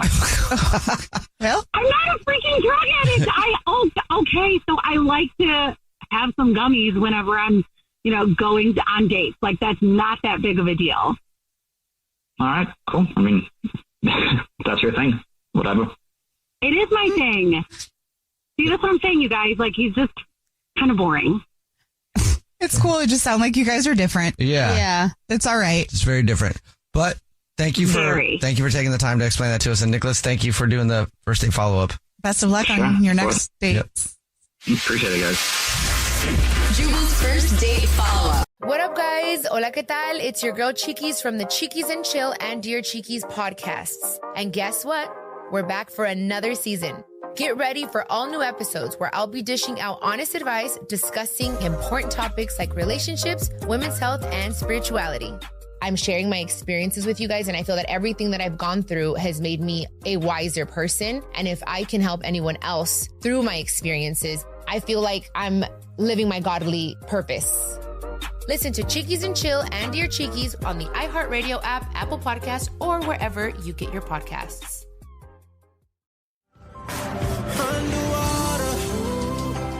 There's no turning back if we do this. I've already made my decision. From Interval Presents, a new romantic thriller podcast starring Jason Derulo. There's something about you that I haven't been able to look away from. And Alexandra Shipp. Nico, we don't even know each other. Listen to Underwater on the iHeartRadio app, Apple Podcasts, or wherever you get your podcasts. I'm Jason Flom, and you're Maggie Freeling. Hey, Jason. Every day we learn about another person who shouldn't be in prison. 58 years in prison for a crime he didn't commit. So glad you're home. If you want to be part of this work, listen to Wrongful Conviction, The podcast where we hand the mic to innocent people to hear their stories. How do you send someone innocent to prison? Listen to new episodes of Wrongful Conviction with Maggie Freeling and Jason Flom on the iHeartRadio app, Apple Podcasts, or wherever you get your podcasts. I didn't know that half of the world's blindness could be cured like that. That's what they said. I'll go one step further. I didn't know that half the world was blind. Half the world isn't blind, you idiot. I said half of the blindness. What? That's an awkward moment that's going viral on TikTok. It's the Jubal Show. And if you think about it, humans really haven't come that far. Okay. When we first started out learning how to communicate, you would carve things into stone, tablets, and people would read off of those. Right. Didn't really have words, so hieroglyphics, pictures. Yeah. Uh-huh. And now, thousands of years later, we communicate on little tablets that we have in our hand, and we rarely use words. We use pictures. That's crazy. I didn't think about the tablet component. Yes. I just didn't think about emojis as hieroglyphics. That's 100% what it is. It's 100% what it is. We're back to speaking in hieroglyphics off of tablets. So we really haven't come that far. And 118 new emojis are being revealed. This is always a shocking time of year for some people because some emojis go away when they announce new ones. Maybe one of yours will be going away, and maybe you'll be excited about the new emojis that are coming out. But it's like learning a new language. It really is. It really is like learning hieroglyphics. It is. My mind is kind of exploding right now because I never thought about it like that. Mind exploding emoji. That is it. Soon that's just how we'll be talking in emojis. Right. Yeah, we do. Yeah. It is like hieroglyphics because people will literally send emojis even in the middle of an argument to let you know how they're feeling about something. And that's been confusing for me. I don't read emoji very well. Okay. I could see that. I've been in arguments before where I'm like, you know that I don't read emoji very well. I don't know what that means. I know you're not happy, but I don't understand. Like, what is that? You actually typed that out? Yes. I typed it out. What does somebody send when they're angry? It's like there's angry ones, you know, okay. that are, or like it's like a passive aggressive comment. Oh yeah. With like a eye rolly emoji or something like that. I don't even notice the eyes rolling on the emoji. Oh, I do that. Okay, yeah. See, so it'd be very confusing for me if you were upset at me and you sent me an eye roll emoji because I wouldn't get it. I would just see the face and see it's kind of a smile and go, "Why are you happy right now? You seem upset." Okay, I guess we're good. And it's so cute. There's 118 new emojis being rolled out. Some of ones that people are very excited about. There's 2 new smile emojis. One that's shaking its head from side to side. Okay. So what would you guys take that as? No. Like a smile, like a happy no, or is that a don't mess with me no? You know? Yeah. Oh. It's smiling and shaking its head from side to side. I think it's a don't mess with me no. I like that one. Like, don't even try me, buddy. There's another smiling face emoji that's shaking its head up and down. So just a normal yes with a smile. Yes. I think that's like a yes with an exclamation point. Like, yeah. Yes. Like, you know? Am I up? Yes. Is my door unlocked? Yes, now it is. There's also a series of gender-neutral family emojis. Okay. They're basically silhouette versions of the existing family emojis that have various combinations of genders on them. That's cool. Inclusive. There's walking, running, kneeling, sitting in wheelchairs, and walking with canes. Do we not have that already? I'm almost certain we didn't have kneeling because that would be a more popular emoji, I think. Yes. Some of these emojis. For praying in church? Yes, exactly. Yeah. Yes. It would be the kneeling emoji and then the praying emoji and then the That's always what's beach interesting. emoji. That's always what's interesting is to see which emojis they release that were not meant to be used for flirting or saying things like that. Which ones will be? The kneeling emoji is a good one. I'm praying for you. Yes, that's what it is. That's what it is. There's also a phoenix emoji. I like that, though. Coming from the ashes. Yeah, if you're ghosting somebody, you could send that to them. Be like, hello, I'm back. A lime emoji. That's crazy. I love that, actually. Because when we were on our trip, Victoria and I were trying to find a lime because I was I had a green bikini and she had a yellow one. We were trying to do lemon and lime, but there was no lime. There's no lime emoji yet. But now it's exciting. We got to do it again. A brown mushroom emoji. Okay. Well, what's the difference? I don't think there was a mushroom. Oh, the mushroom emoji before was like a cartoony with like Red little one. dots and like stuff, funky stuff. It was more like a Mario Kart emoji. So before. I guess now Apple's getting serious about their mushrooms. Yeah. Mushrooms are serious these days. A broken chain emoji Oh, is being released. I'm breaking up with you. Oh, I was thinking, I'm such a nerd. I was thinking broken link. The link you sent me doesn't work. Oh, I was thinking broken link of emotion. I feel like the people that released the emojis are probably thinking broken link like producer Brad. Like, sorry, the link doesn't work. But then Try again. Now people are just going to be getting broken chain emojis when they wake up in the morning going like, oh. That's not even funny. That is not even funny because exactly that is what's going to happen. But don't worry, that Phoenix is coming in a couple of weeks. What emoji do you like the most, Nina? I like, right now, I've been using the little monkey that covers his eyes. The see no evil one? Yeah, because I can say anything and then go hee hee hee. Like the monkey makes it okay, you know? Okay, I haven't thought about that. Yeah, and then the one I flirt with is the whale, just because it's funny. You know? The whale with the splashing. Right. Producer Brad, what's your favorite emoji? I use whatever pops up when you're typing a word. I do the same thing. I type my emojis. Are you lazy emoji users? Well, no, I'll type in, well, it's hot outside, and hot is like the little emoji that's like, it's hot. So I just tap it. I don't know. And I do it sporadically. I just try not to put too much thought into it or I'll get messed up. I always type my emojis. I don't like to go to the emojis like page and find it. That tracks. Yeah. So I type in, and I use the smile emoji a lot. So I type in smile and then I hit it. But sometimes I type in smile and then I hit it, but it like either the emoji doesn't show up or I end up typing just smile a lot. So it's like, hey, how are you doing this morning? Smile. I'll be right there. Smile. It's all typed out. So you're basically in kindergarten when it comes to hieroglyphics? Yes. Like you are much. not literate in hieroglyphics at all. What the worst part is when you type what you think that emoji is and it won't pop up. It's so because frustrating. It's called something completely random. Like you can't just type down and get the down finger. You have to type pointing down. Right. But in the same time that you type pointing down, you could have searched it and found it. I am searching it. I can't find it. That's what I'm saying. What is wrong with you guys? It's not that hard. Listen, there are some emojis that are not called what you think they are. I'm just saying. I'm sending you a link right now. I can't have this conversation. I'm not going to do that research. It's a broken link. Large black coffee. Do you mean a venti? No, I mean large. He means a venti. Yeah, the biggest one you got. Venti is large. No, venti is 20. Danny. Yeah, large is large. In fact, tall is large, and grande is Spanish for large. Venti's the only one that doesn't mean large. It's also the only one that's Italian. Congratulations, you're stupid in 3 languages. It's now time for a very special edition of You versus Victoria. Normally at this time, you'd be... Our own Victoria Ramirez feels very congested, which is also giving her a headache. And her throat feels dry, which is also giving her a small cough. And her whole body just feels weak. Aww. And she's very sorry. Normally she would still try to come in. But she feels like she should rest. So she's out sick today. She should.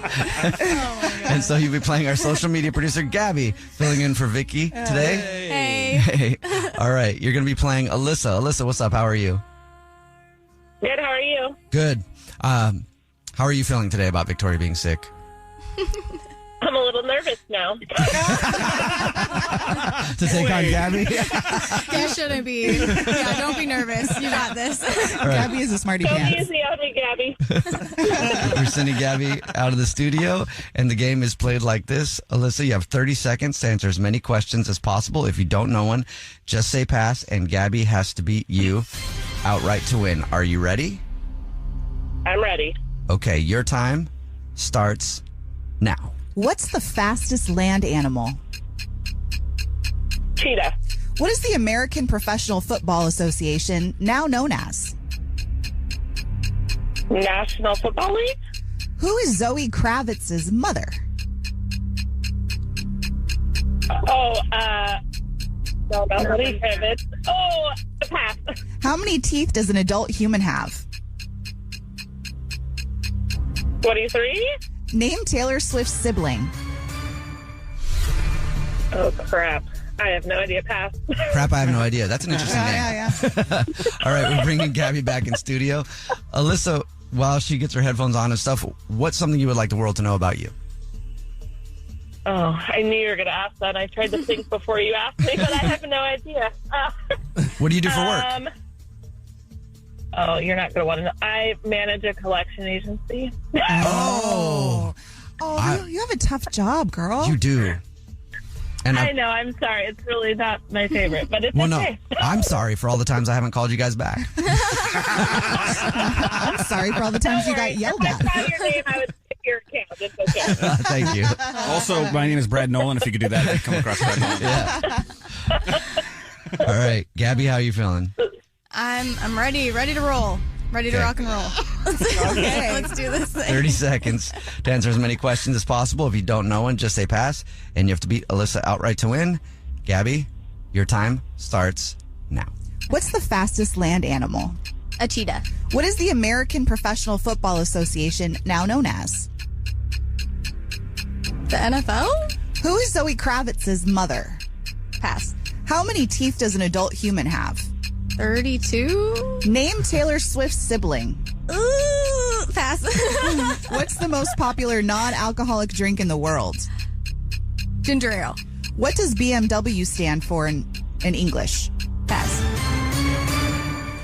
Time is up. Okay. Let's see how our social media producer Gabby did against Alyssa. A lot less animated than Victoria. Yeah. Victoria's just, I felt nervous though. Yeah. Listening, yeah. All right, let's send it on over to the scoreboard and see how you guys did with our scoreboard producer, Brad. All right, Alyssa, you got 2 correct. Good job. Again, everything is good. Don't worry about that. It's all good. Gabby got 3 correct. Ooh, Gabby, congratulations. You did it. Wow. I'm so sorry, Alyssa. I hope Gabby actually feels bad. Her first timer's luck. Alyssa, you still get Justin Timberlake tickets just for playing, though. Woohoo! Thank you. And technically, Victoria now has 2 wins in a row. She's going to keep being sick so that Gabby keeps winning for her. Let's get the answers from Nina. Oh, it's beginner's luck. I called it first timer's luck. What the heck? Okay. Cheetah is the fastest land animal. The NFL is what the Professional Football Association is now known as. Zoe Kravitz's mother is Lisa Bonet. There are 32 teeth in the human mouth. Yeah, there are. Taylor Swift's sibling's name is Austin Swift. The most popular non-alcoholic drink in the world is coffee. And BMW stands for Bavarian Motor Works. Boom. Alyssa, thank you very much for playing. Congratulations on the tickets. And Thank you, guys. we play you versus Victoria this same time every single weekday morning. Also this same time every single weekday morning. It's your shot at the Jubal Show's Trip to the Caribbean, a 4-day, 3-night vacation for 2 to any Sandals resort with locations in Curacao, Jamaica, and the Bahamas, including round-trip airfare. So go to thejubalshow.com/sandals and enter the keyword fun right now at thejubalshow.com/sandals. I'm the middle child. Of course. I'm the youngest. Of course I get away with everything. I'm the oldest. Of course I walk so my siblings could run. I'm the middle child. I'm the youngest. Of course I'm my parents' favorite. The middle child just gets cut off. Every time. Everybody knows how that feels. It's the Jubal Show, and just in time for Valentine's season. Oh, man. Looking for love. Is there wine in here? WalletHub.com has just released their list of the best and worst states to be single. And also, where do most men think the best place to meet women is? So we'll go over the both of those right now. So you can see if you need to move before Valentine's Day or if you're in the right spot. And also, women, I'm sure you can steer the men straight because they probably have no idea what they're talking about with where to meet, where they think women are. Well, I think it's important to have this conversation because we know where women think we're going to meet men, and we need to know where men think they need to be so then we can all make sure that we're in the right same places. Yeah. You know? It's all about communication. Exactly. So, guys, when ladies go, we're at this place, hear them. Go, I hear you. And I will also show up to that place and not expect you to come to wherever I think you are. Joins yoga studio. Yes, exactly. The best and worst states for being single. Number one is not a shocker, but I'll start with the worst place. Okay. The worst place to be single. Any guesses? Nina, you have a guess? Florida. Florida. No, it's not Florida. Oh, okay. New York City. Producer Brad, New York City. New York City is fourth. Oh. It is hard to be single in New York, but fun at the same time because we're all single in New York. That's when I lived there. Just nobody has enough money to date. Right. Your apartment that you split with like 5 people is $7,000 a month. You guys want to go on another walk? Yeah. The problem is you find somebody that has money and they're married and you find that out later. Hey, there's a story there. Yeah, Over okay. a list of the best and worst places to be single just in time for Valentine's Day. West Virginia is actually the worst place to be single, they say. Oh. Why? I'm not really sure why. What they took into account was online dating opportunities, average price of beer and wine, the average cost of movie tickets, price for a haircut, and restaurants per capita is what they took into account when deciding on what the best places for singles were. So apparently West Virginia, I mean, I figured they have cheap beer in West Virginia at least. Right.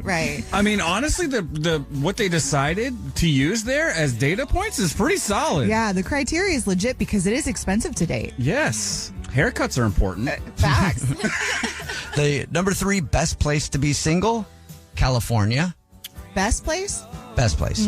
So many people. Number 2, Texas. Huh. Okay. And number 1 is actually Florida. Really? Yeah. Wow. Florida is the best place to be single. My they say. bad. I would never have guessed that in a million years. I guess I could kind of, now that you think about it, it's all the wild things go down there. All the you know? crazy news that happens there. So- You know there's some crazy single stuff that goes on that we don't hear about. Where the wild things are.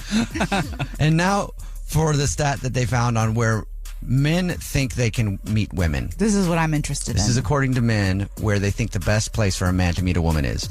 And almost half of the men that they polled think that a party or a bar is the best place to meet a woman. A party or a bar. Party's legit. A bar. Yeah, it depends what kind of party you're going to. If it's a friend's party, then there's a high likelihood. If I've been thinking about my chances of meeting somebody, if I was going to a friend's party, I'd be like, yeah, because there's conversations there. You can talk to each other. You can, if your friend's got a girlfriend and you think one of her friends is cute, you can be like, hey, what's your friend's name? Yeah. Can you like introduce me? You know? And then if your friend's girlfriend thinks that, you know, you're a nice dateable dude, she'll go, sure, I'll make it out. If not, then she knows, that she doesn't want you dating her friend. Right. So you get the cosign, and then also you can do research without having to Google anything because people probably know them, so you'll know if they're crazy or not. So do you agree with that, though, as far as men thinking that's the best place to meet women? Yeah, a house party or a mutual friends party, for sure. Okay. What about baby showers? Sure. Baby showers are a great place to meet women. Okay, because it's another kind of party. Right. You're just usually not allowed to go to those as a dude. But if you did and it was like a one, right? Those ovaries are kicking, man. They're singing to you. Pheromones are a real thing. That's actually a great place to meet women. My pheromones will be singing. Yeah. Little baby. Oh my God. Who's going to come over now? I think the key as a guy is to find out where baby showers are going on and then accidentally show up, like just be a delivery guy or shower crash. Yeah, that's weird. Or something. I got the crash diapers. It. Yeah. Borrow somebody's kid. Right. So you can show up too and just be like, 100%. Hey, I'm sorry, I just stopped by. Do you have any water for my son? We were just throwing the frisbee around together, and then I was teaching him about how to be like a respectful man, stuff like that. But anyway, he's thirsty, and I forgot water. Normally, I don't do that. Normally, I always have water and extra snacks in my car, always. But I forgot that. So can I borrow a cup of water? And then you'll just get mobbed by the women at the baby shower. And it's not far-fetched. Guys do that with puppies all the time. Yeah, they borrow true. other people's dogs. 13% of men think that the best place to meet a woman is at the gym. Okay. Would you agree with that, Nina? I don't mind that. If a guy hits on you at the gym? Just not while I'm in the middle of doing anything. Like if we run into each other at the water fountain, then that's probably a good move. Not if they come up behind you and go, hey. I don't like that. Wow, who taught you to lift all that heavy weight? Your form is great. Yeah, must be your ex-boyfriend or something like that. Where'd you learn all that? Who cooked you? Yeah. I had a guy ask me once because I was stretching. He's like, "Can you put your leg over your head?" What? A guy actually asked you that at the gym? How long did you date him, Nina? I didn't. Shocker. Okay. How do you think that went? You want me to show you? That's all I was thinking. What is in that guy's head? I know. Hey, you're good at stretching. Can you put your leg all the way back? Yeah, like a woman's going to be like, oh my God, you're such a sweet talker. Well, I can, but I can't show you here. Let's go back to your place right now. Sexy. What up, guys? Hola, ¿qué tal? It's your girl Cheekies from the Cheekies and Chill and Dear Cheekies podcasts. And guess what? We're back for another season. Get ready for all new episodes where I'll be dishing out honest advice, discussing important topics like relationships, women's health, and spirituality. I'm sharing my experiences with you guys, and I feel that everything that I've gone through has made me a wiser person. And if I can help anyone else through my experiences, I feel like I'm living my godly purpose. Listen to Cheekies and Chill and Dear Cheekies on the iHeartRadio app, Apple Podcasts, or wherever you get your podcasts. I'm Jason Flom, and you're Maggie Freeling. Hey, Jason. Every day we learn about another person who shouldn't be in prison. 58 years in prison for a crime he didn't commit. So glad you're home. If you want to be part of this work, listen to Wrongful Conviction. The podcast where we hand the mic to innocent people to hear their stories. How do you send someone innocent to prison? Listen to new episodes of Wrongful Conviction with Maggie Freeling and Jason Flom on the iHeartRadio app, Apple Podcasts, or wherever you get your podcasts. I'm Nicole Perkins, and in my new podcast, The Godmother, I'm inviting you to 1930s New York. I want to tell you the extraordinary story of Eunice Carter, the trailblazing Black female lawyer who put New York's most notorious gangsters behind bars. Somehow, she's been largely forgotten. Listen to The Godmother with me, Nicole Perkins, on the iHeartRadio app, Apple Podcasts, or wherever you get your podcasts. Hey, it's Role Model, and I'm hanging out on the Jubal Show. Is this the last stop on the tour? Yeah, Seattle tonight. The last show. We did our first night like 3 days ago or something, and like I was saying, decided to come back because we just wanted to end it in Seattle. Oh, nice. That was a good call. Yeah. On the last night of tour, do you feel like you have to pull out a different kind of energy? Yeah, I guess. I think it's just gonna be like loose. Like I think we're all probably gonna have like an extra little drink before we go on tonight and celebrate, and it's just gonna be a loose, fun little party of a show, you know. No surprises planned? No surprise. Like it's a surprise. I would feel pressured. I would feel pressured, and I'd be like, should I have a surprise already? Yeah, I know. I mean, like, I don't know, some random cover where you're like, it's it. This is what I've always wanted to play. It's a good idea, and maybe now I'm here for you. there's a chance there will be a surprise. Is there any song that you really want to cover? I've done like 2 covers this year, and I feel like I need to slow down. I don't want to be like a covers artist, right? But let's see. I would love. Oh, this is hard. I think just most recently I've been listening to the new Joe album, DJO. Oh yeah, he was just in here yesterday. Actually, was he? Yeah, because we heard he was in my hotel lobby. Oh really? Yeah, I was like, cool. I didn't get to meet him, but I'm newly a big fan of him. And apparently he's also a New England boy. He's from Massachusetts. Yeah. Did he? Yeah. Can we confirm that? Yes, confirmed. Okay. Outside of it. You're also from there? Yeah. Oh, okay. Yeah.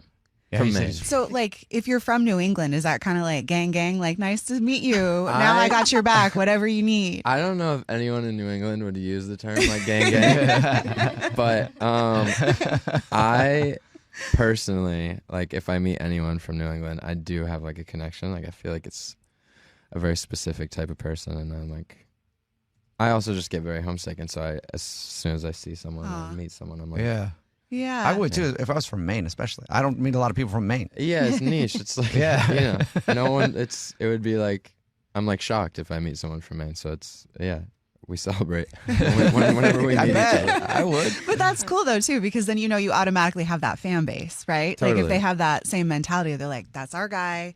We claim him. Totally. I feel like this is the first time in my career that I've been a little bit embraced by like where I'm from, because I used to like not really talk about it, and I think I liked the idea. I feel like I used to think it was like sexy for people to not know where you're from and like keep that mystery or whatever. Right.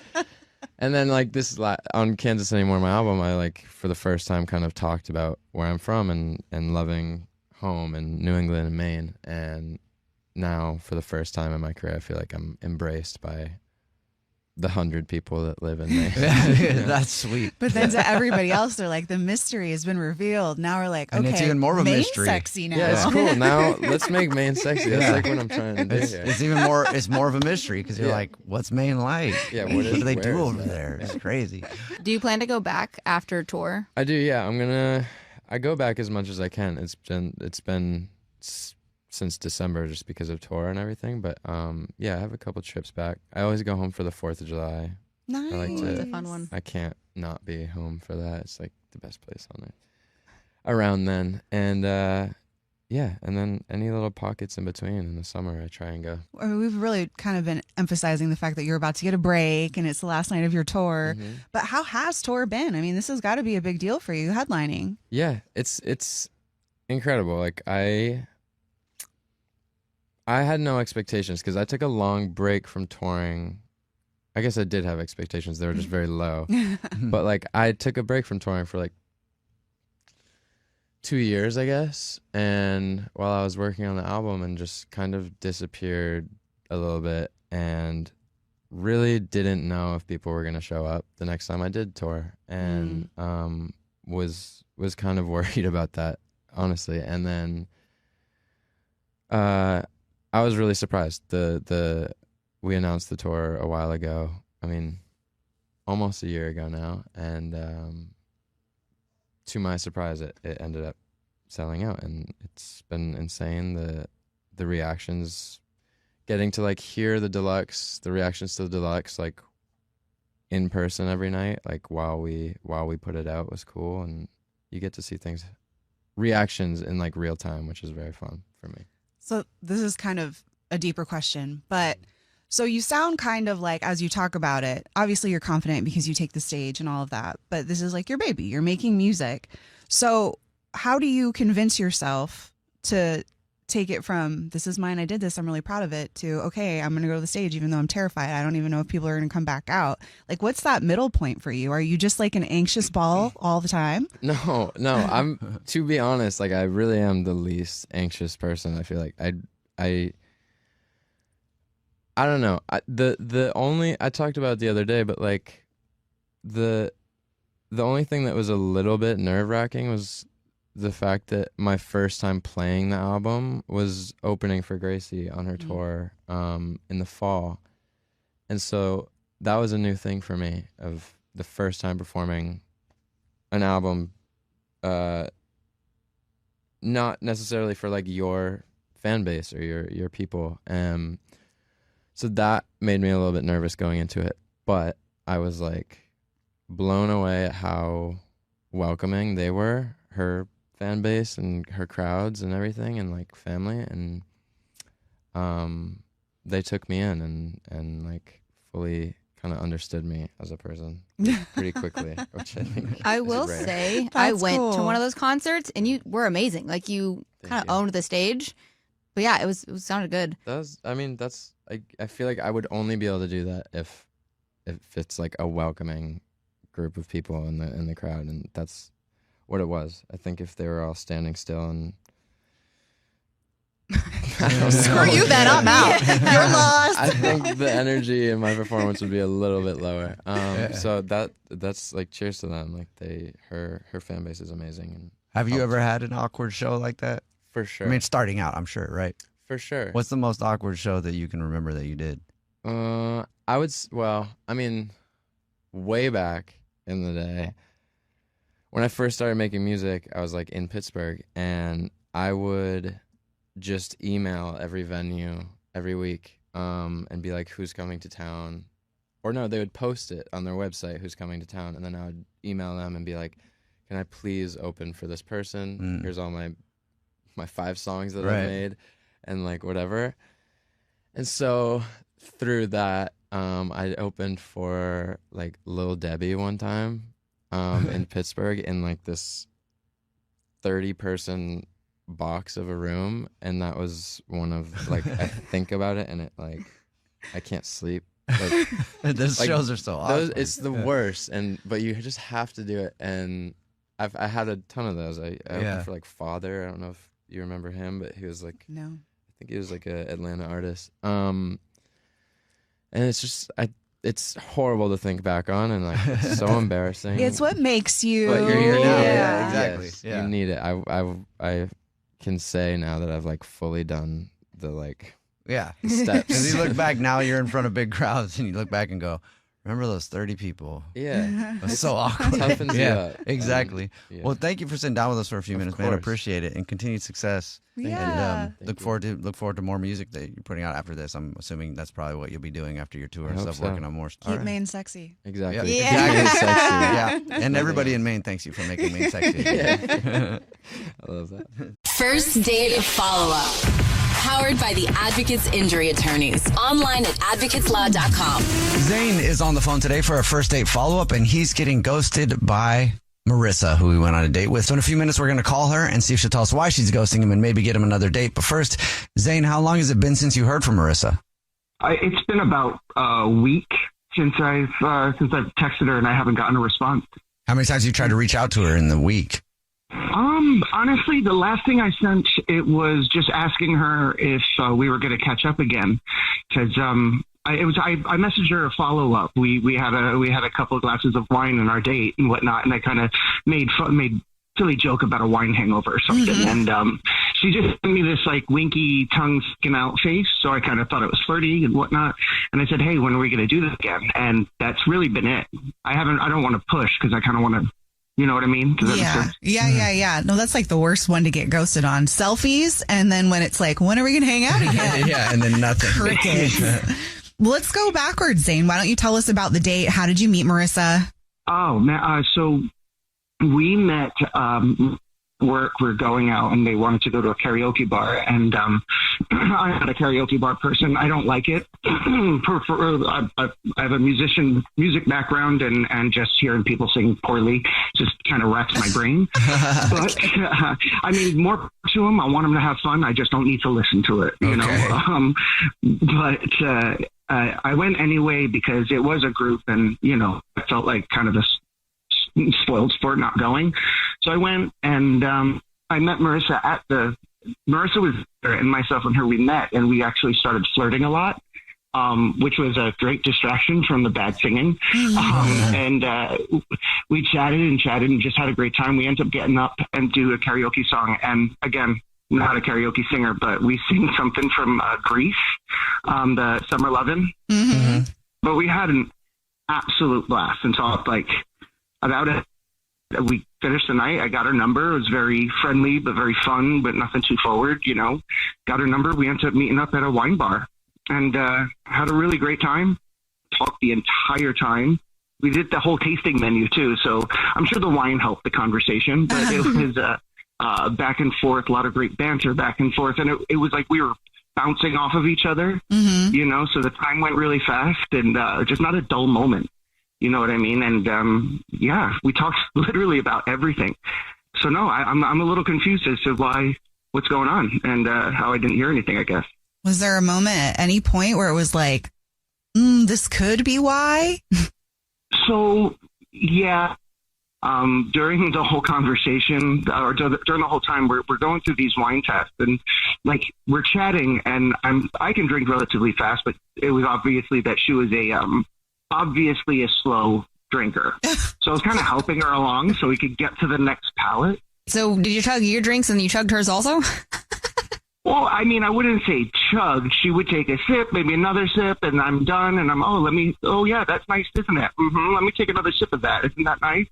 And I just kind of help her along, you know, and maybe that came off a little really crappy. My best to play it as a joke. Like I wasn't trying to be an a-hole about it. I was making it, but that's the only thing I could think that maybe she didn't take as funny as I thought. that could be it. I'm sorry to tell you. She's like, this dude's just drinking my drink. Yeah. Maybe she thought you just were so thirsty. Okay. All right. Well, we'll try to figure it out for you then. We'll play a song, come back, and then call her and see if she'll tell us why she's ghosting you and hopefully get you another date, okay? Fantastic. That'd be awesome. We'll play a song, come back, get your first date follow-up next. Right in the middle of today's first date follow-up, if you're just joining us, Zane is on the phone and he's getting ghosted from a date he went on with a girl named Marissa. So we're about to call her and see if she'll tell us why she's ghosting him and hopefully get him another date. But first, Zane, why don't you recap your date with Marissa? Sure thing. We met at a karaoke bar. We got along really, really well. We even sang together, which is unheard of for me. We went on a date. It was fantastic. I may, outside of possibly drinking too much of her wine instead of as well as my own, it was a perfect date. It was fantastic. So just looking to see what happened. All right. You ready for us to call her?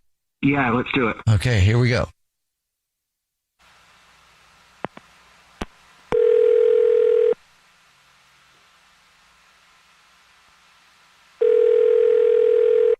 Hello. Hi, may I speak to Marissa, please?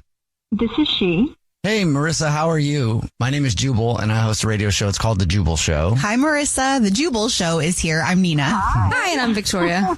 How are you? I'm doing good. Do you listen to the show? I do. Well, Marissa, have you ever heard a first date follow-up before? Yeah, I do listen to those. Okay, great. How would you like to be on one? I honestly am not sure, but I'm here for the ride. Okay, sweet. Well, we got an email about you from a guy that you're ghosting. You have any idea who that could be? I would imagine you're talking about Zane. Yes. Okay. You're correct. Zane emailed us. It said it's been about a week since your date and he hasn't heard anything from you and he's wondering why. Well, so we went on a date to a wine bar. Right. And it was a great time. I had a good time. But then we were getting a little buzzed and he admitted that his favorite show was Vanderpump Rules and he loves the Bravo network. And that to me was a bit of an ick because I mean, I'm a theater kid and I don't really like reality TV. I think it cheapens television. I think it takes away from people who are real artists. If I'm going to watch something on TV, it's going to be meaningful. I mean, the people that are on reality television, they're famous for no reason. It cheapens TV for me. Just love that it's Vanderpump Rules for him. That's what I think is so fun. I'm sorry. It's so funny. That's the reason you're ghosting him, though? it was just cringe. I don't know. It really turned me off in the moment. And when you get the ick, you just get the ick. Yeah, you just can't get rid of it. I couldn't see him the same after that. Because he likes Vanderpump Rules. I mean, yeah. Okay. Well, thank you for telling us. Appreciate that. Zane is actually on the phone listening and wants to talk to you. It's like a reality show. Huh? That's it. That's it. Because I understand that none of what they do is really all that talented or fantastic, but it is dumb, simple comedy to me, and it just you don't have to think about it. I don't understand why is that that's so odd to me. Why would you not want to talk to me? Because I like to cool down with a little bit of really stupid, mindless television. I work in really high stress, nonsense tech industry, all that good stuff. So I'm high 10 hours a day, and sometimes I just want to turn on the TV and watch idiots be idiots and just laugh and not think. And it's fantastic. But I mean, that's why you ghosted me. We had such a good time, and that's it. I mean, I'm pretty pathetic. I'm honestly embarrassed. I didn't really want you to hear what I thought, and I certainly don't want to hurt your feelings. But trust me, that did not hurt my feelings. It just comes down to the fact that you're not the one. I don't want to pursue you. I don't want to pursue you. Wow. Well, I didn't realize that the Bra Network had that much of an influence on your dating outcomes, but okay.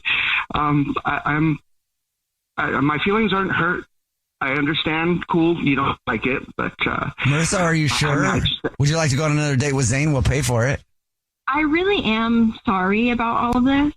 I don't think I'm interested. I mean, the reality TV of it all is just not for me. I wouldn't want to be around that for an extended period of time. And if that's an interest of yours, that's great for you, but it's not for me.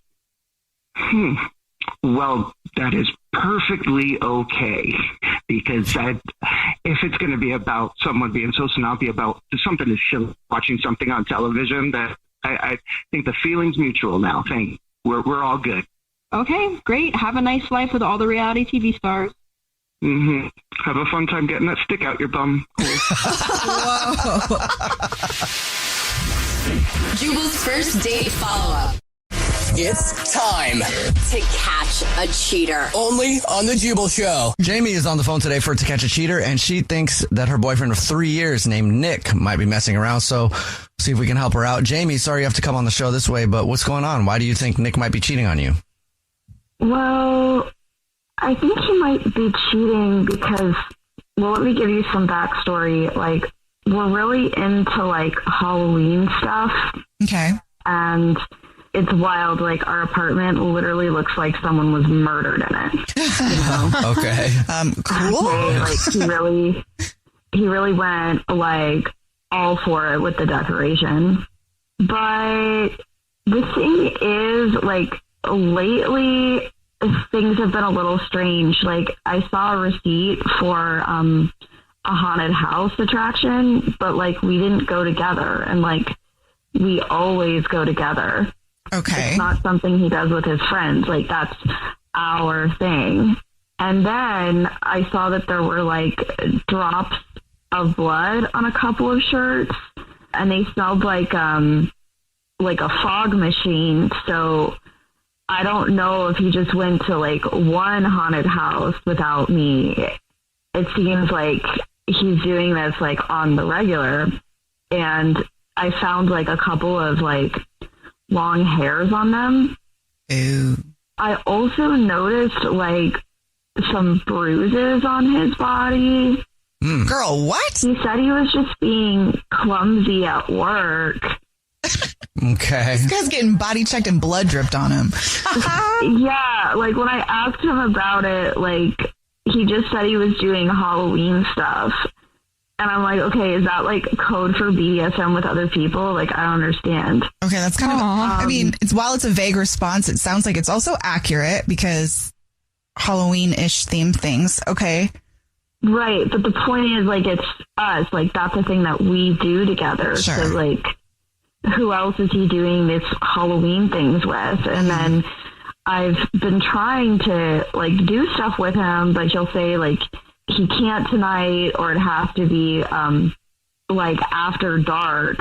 And then I, like, overheard him, like, talking to someone else and giving, like, the same excuses. And it's like, why is he talking to someone else the way he's talking to me, you know? Yeah, okay, I don't like that, and I don't like long hair. What color is your hair? My hair is like a dirty blonde. Okay. What hair was the color that you found? Like dark brown.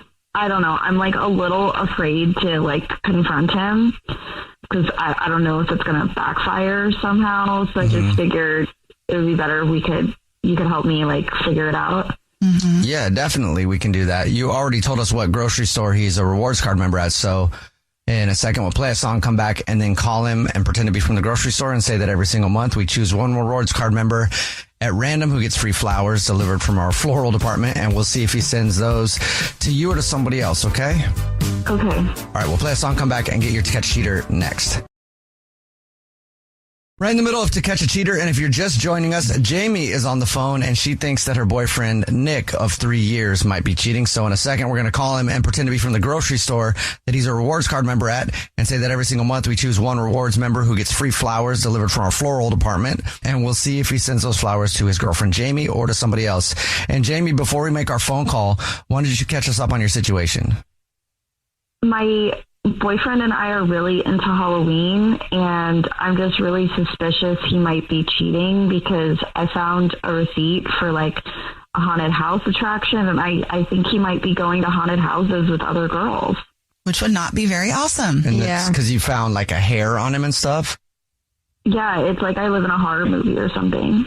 Okay. Oh, the long hair that's not your color on your man's clothes is usually a flag. Like, where else would it come from? Exactly. All right. Are you ready for us to call him? As ready as I'll ever be. Okay, here we go.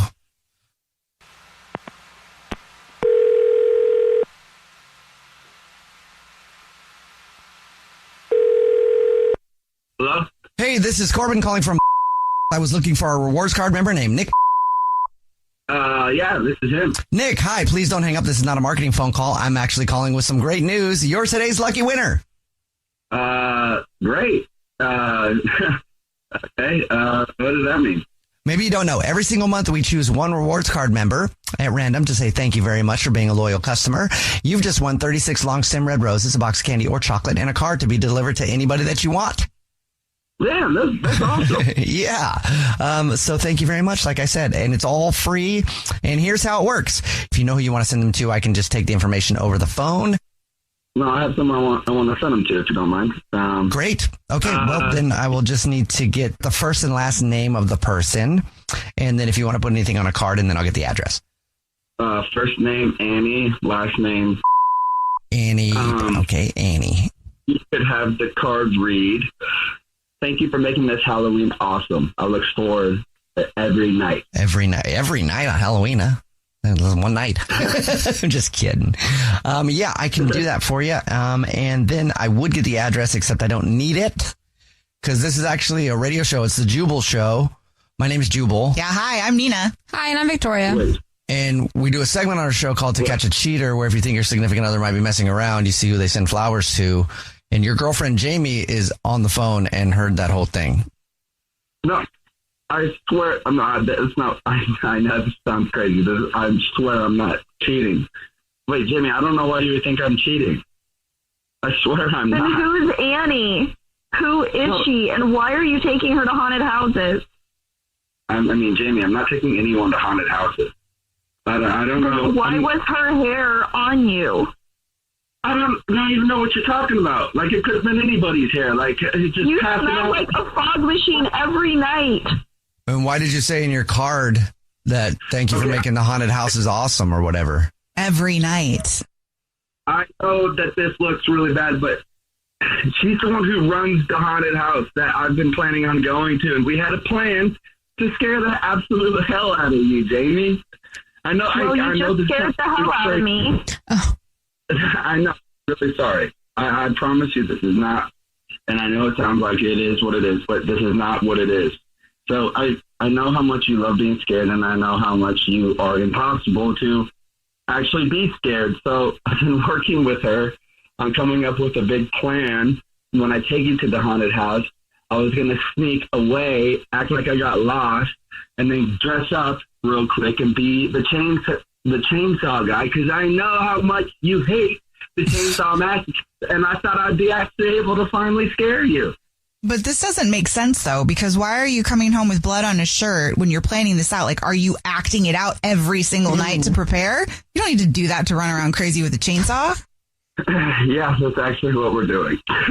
Okay, so you're doing full-blown dress rehearsals to scare your girlfriend at a haunted house with the boss of the haunted house that you don't work at? Yes. Okay. Okay, this sounds like you're lying. Like, that's really elaborate. Like, I don't see how that could possibly be true. No, it's just you always run at the end when we run into the chainsaw guy. So I just thought it'd be perfect if I was the chainsaw guy. So the plan was I would just disappear through one of those little exit points, run to the end of the haunted house, get into the costume, have the chainsaw, and then as you're looking for me, which I think you'll already be spooked because I was going to be with you, I'll be right there as the chainsaw guy and really get you, and then we can laugh off. It was a whole elaborate plan I had, and I know it sounds so bad, and I'm so sorry, but I promise you that's what this was. I mean, I believe he's got the plan, but everything else doesn't make sense to me. I'm sorry. Not to be an instigator, but does it to you? I mean, I don't understand why you would get her flowers, though. It's just because she's really helping me out so much with scaring you, and it's kind of like making my dream come true. I've never been able to scare you. And it's cost me $500, by the way. I had to pay her. So. Okay. What? Now there's a lot of details where it seems legit to me. I mean, I still have questions, but you know what? You'll get a chance to meet this Annie girl at the place, so you'll know for sure.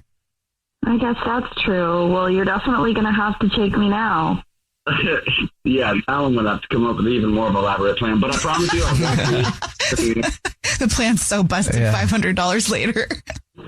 Yeah, I want to meet Annie, and if I find out that you're lying, then I'm going to be the chainsaw guy. Okay, that's scary. All right. Well, Jamie, for what it's worth, I think he's being legit. I hope he's being legit. Well, we'll find out. Trust me, I do not want you to be the chainsaw guy. I am not lying. That part I believe. Yeah. The Jubal Show's To Catch a Cheater. It's time To Catch a Cheater. only on The Jubal Show. Tate is on the phone today for To Catch a Cheater, and he thinks that his girlfriend of 2 years named Bella might be messing around, so we'll see if we can help him out. Tate, sorry you have to come on the show this way, but what's up? What's going on? Why do you think that Bella is cheating on you? Well, I don't know if she is. I mean, we've been together like 2 years. This is like the most serious relationship either one of us have had. You know, we moved in right out of college, but it's been cool. We weren't even used to like going to bed at the same time as someone, or, you know, we're just kind of all figuring it out. You know, we've never lived not at like our parents' house or the dorm or whatever. So this is, we're trying to be grown-ups over here. Yeah, it sounds like it. It's exciting. Yeah. So I know Bella has been out with like a lot of people in the past, and that's fine. I mean, probably I have too. She's probably been out with more people than I have, but I'm literally the first guy she's been with for more than a year. So I'm her like longest term relationship. How's it going? Generally good, but I don't know. I just worry sometimes it feels like maybe she's bored with like the domestic life thing. Like I said, we're young. We just kind of moved in and we love being with each other. I love being with her, but I just worry that, you know, it's feeling like too much for her maybe. Did anything happen that makes you think she might be looking outside your relationship? Well, she doesn't complain. You know, it's not like I cage her in. She can go where she wants, do what she wants to do. But like lately she's just been doing this one weird thing. the last month or so, she's been going to the grocery store at night, like for all things, but we'll need one thing. Maybe we don't even need it, but she's just like, I gotta go. I'm going to the grocery store. And she's out for hours. Like she'll go for a loaf of bread or bananas or something, and she comes back an hour and a half later with a banana. And I'm like, what's happening? What is this?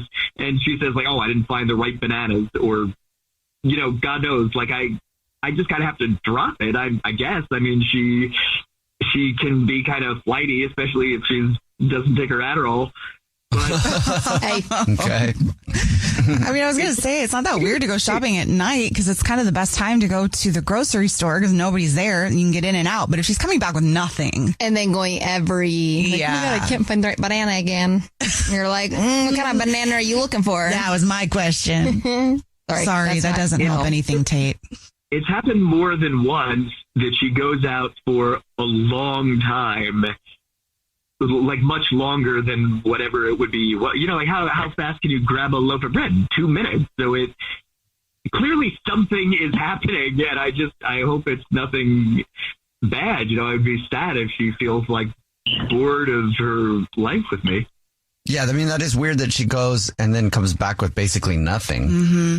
I mean, if you're going to lie, though, wouldn't you be better at it? Because that feels so negligent as far as lies go. Yeah, I mean, at least come back with a trunk full of groceries. Right. Every single time.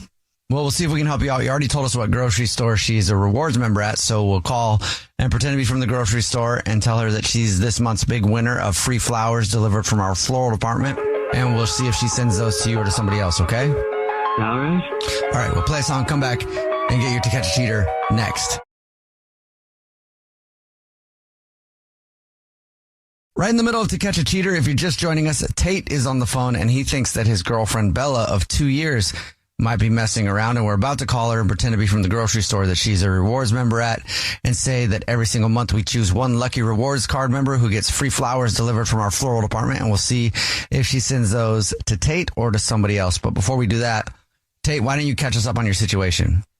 Yeah, lately Bella's been going out to the grocery store at night, supposedly to the grocery store. She's gone for a long while and doesn't come back with any groceries. That's totally weird. Yeah, that is weird. All right, man, are you ready for us to call her? I'm ready. Okay, here we go.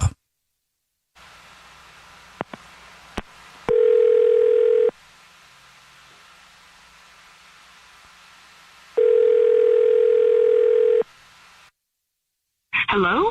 Hey, this is Corbel calling from I was looking for a rewards card member named Bella. This is she? Hi? Hi, Bella, please don't hang up. This is not a marketing phone call. I'm actually calling to say congratulations. You're this month's big winner. Okay. Winner of what? The flowers. Oh, okay. Okay. Every single month we choose one rewards card member who gets free flowers delivered from our floral department to anybody that they want within the 50 United States. Absolutely free. You just won 36 long stem red roses, a box of candy or chocolates, and a card to be delivered to whoever you want. Oh, wow. Okay. Oh, that's great. That's great. Well, okay, here's how it works. I can take down the information in just a matter of minutes over the phone. I know exactly who I want to send them to. I'm so excited. Great. I'm so excited. First thing I will need will just be the name, first and last, of the person you want to send them to. Sure.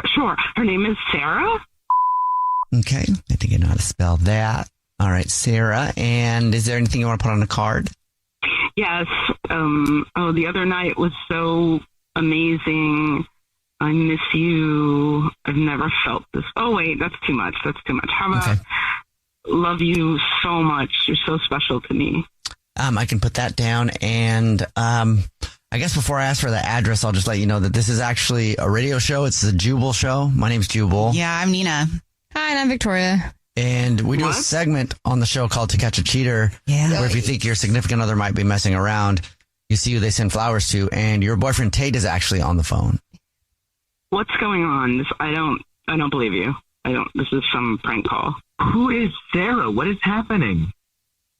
Tate? This is some kind of prank call. She's a friend. She's a friend. A very close friend. Where we just met and we're just really close friends.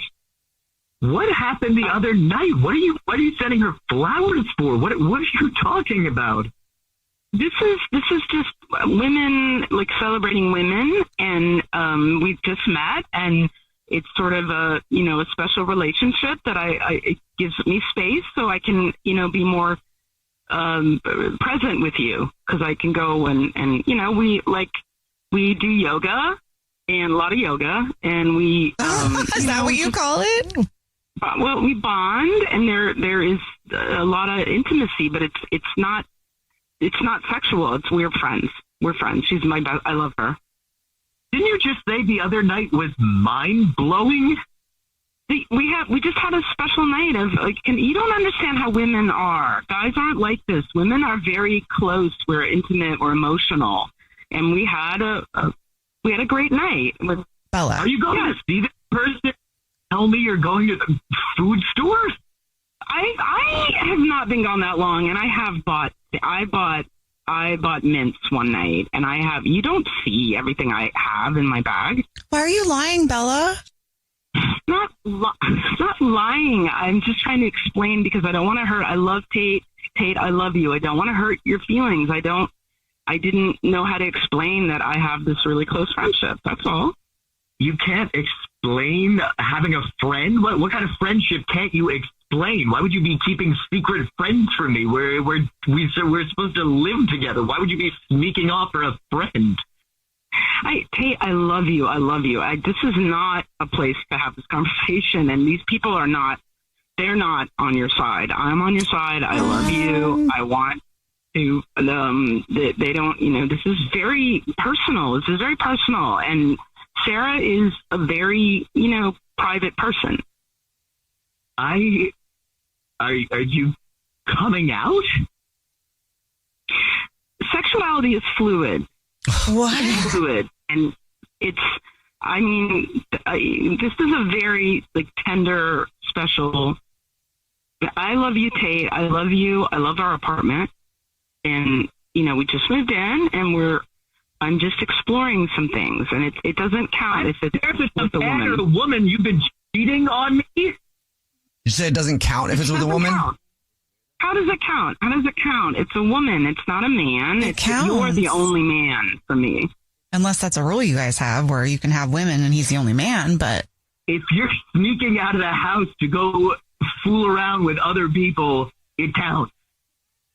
This is not the place to have this conversation. I love you. I love you. This is not the way I wanted to. I was not thinking when all of a sudden these are strangers asking me, calling me names, calling me a liar. And I'm just. Nobody called you a liar. You said I was lying. I asked you why you were lying. That didn't mean I didn't call you a liar. Oh my God, lady. That's the same thing. Well, I don't know, man. You went from you having a friend that's intimate to now you're experimenting. So I'm not really sure what to tell you. Well, I'm experimenting. It's love. Love is love. Now you're in love with this other person? Are you homophobic? I can't. I don't think that has anything to do with it. I think he's your boyfriend.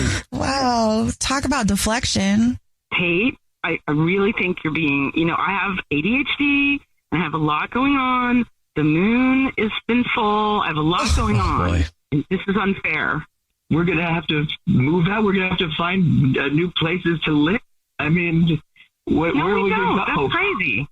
That's crazy. That's so crazy. You're really overreacting. You're overreacting. We go up and some other woman? That's not what we do, Tate. It's called love. Love is love. I have freedom. We'll let you guys discuss in more detail on your own time. Tate, at least you got your answer. Sorry, man. Tate, I love you, Tate. Don't listen to them. These are not serious people. I don't know what I was expecting, but it definitely was not this. Yeah. All right, man. Well, hope you guys get it figured out. Tate, sorry, man. Let us know if you need anything. Okay.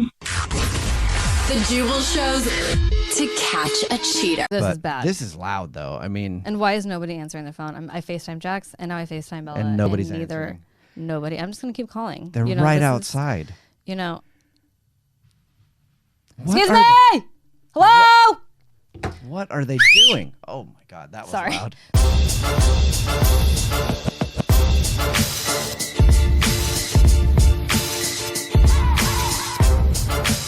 Happy Valentine's Day. It's Valentine's. Valentine's week. Valentine's is on Friday. Thursday, Friday. God damn it. What is today? We're recording. Friday. It's the 10th. It's Monday, February 10th, and so it's what day? I believe 4 it's days Friday. from now.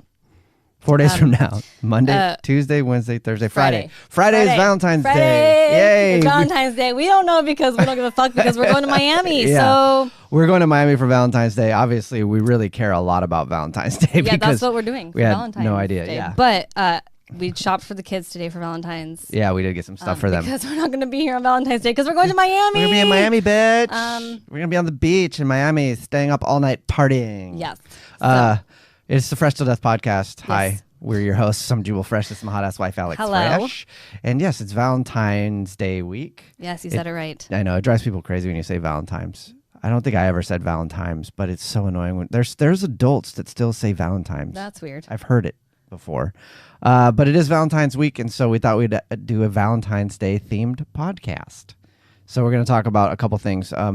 One is a survey from this website called fitsmallbusiness.com, but they went through social media posts and broke down the 10 worst gifts you can get for Valentine's Day.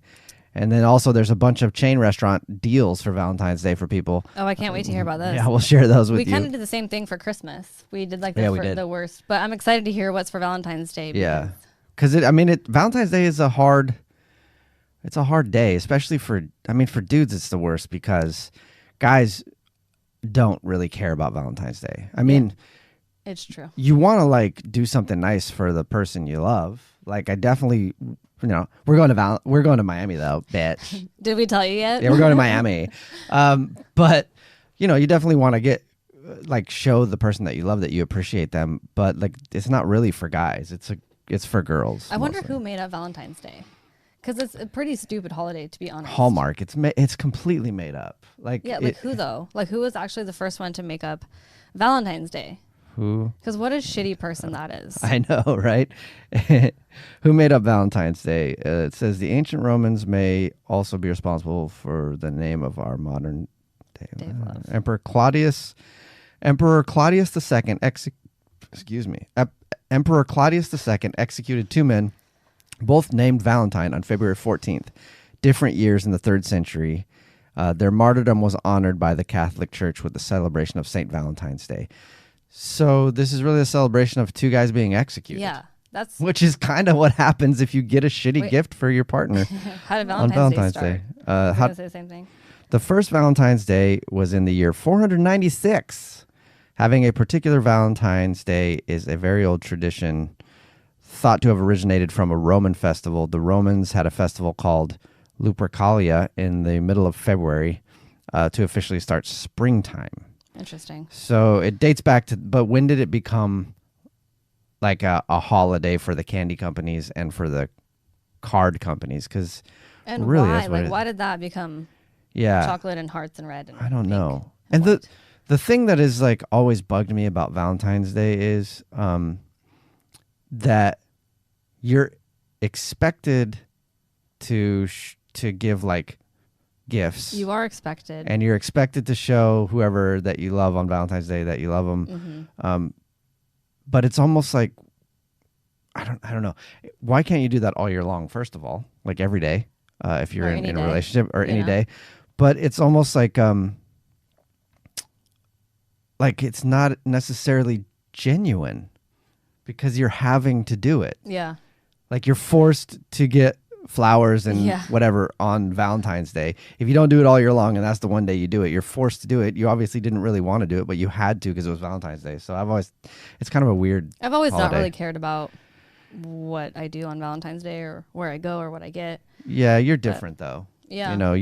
I think it goes one of two ways. Either you're a chick who cares a lot about Valentine's Day and that's super annoying. That like you have to get like the rose petals out to the gotta- bathtub yeah, and candles do and everything. dine in, Yeah. and make dinner. Or that sounds exhausting. It is exhausting, and women aren't expected to do it for guys. Why not just do it like on a day where you're not expecting it? Yeah. That would be so much more romantic, honestly. It would be way more romantic be. if they made Valentine's Day like a floating holiday, and you could have it whenever you want. You just better make sure you do it before December 31st. Right. How many men would be doing it on December 31st? Well, that's the other thing too. Is like you spend. Oh yeah, they're doing it on the day.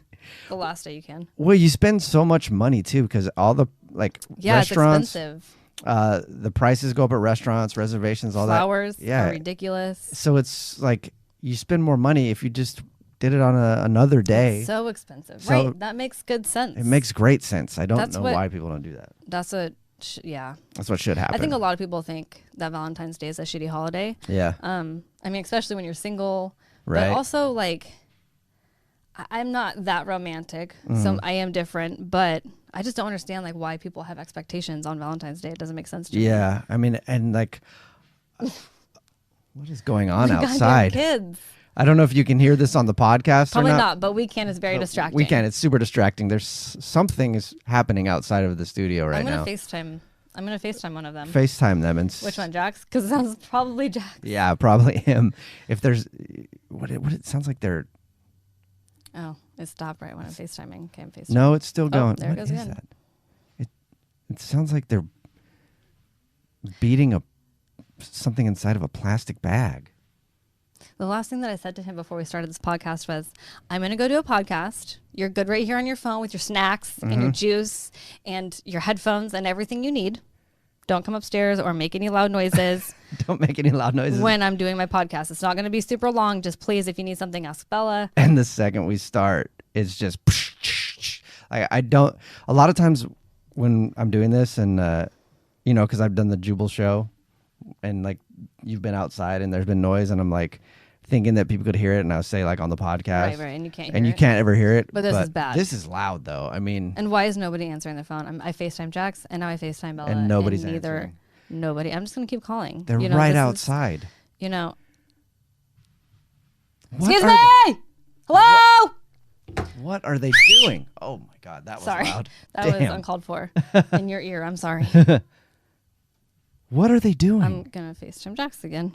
It literally sounds like they've put coins in a plastic bag and are like beating it with a hammer. Hi, what are you doing?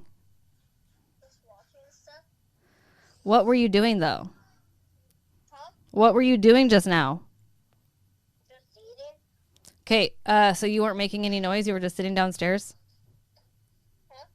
You were just sitting downstairs where I left you? So you weren't making all that noise? Okay, can you send Bella, or can you give Bella the phone? Can you give Bella the phone? He has his headphones on, so he's like, huh? What? Take your headphones off. Take your headphones off. Thank you. Bella, what was that?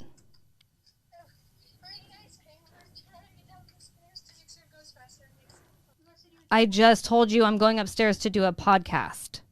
That was insanely loud. Insanely loud. And I'm like hollering and whistling. And what were you doing down my stairs? What were you doing down my stairs? Rolling what down my stairs? A bag of ice. You were rolling a bag of ice down my stairs. I expected it was Jax.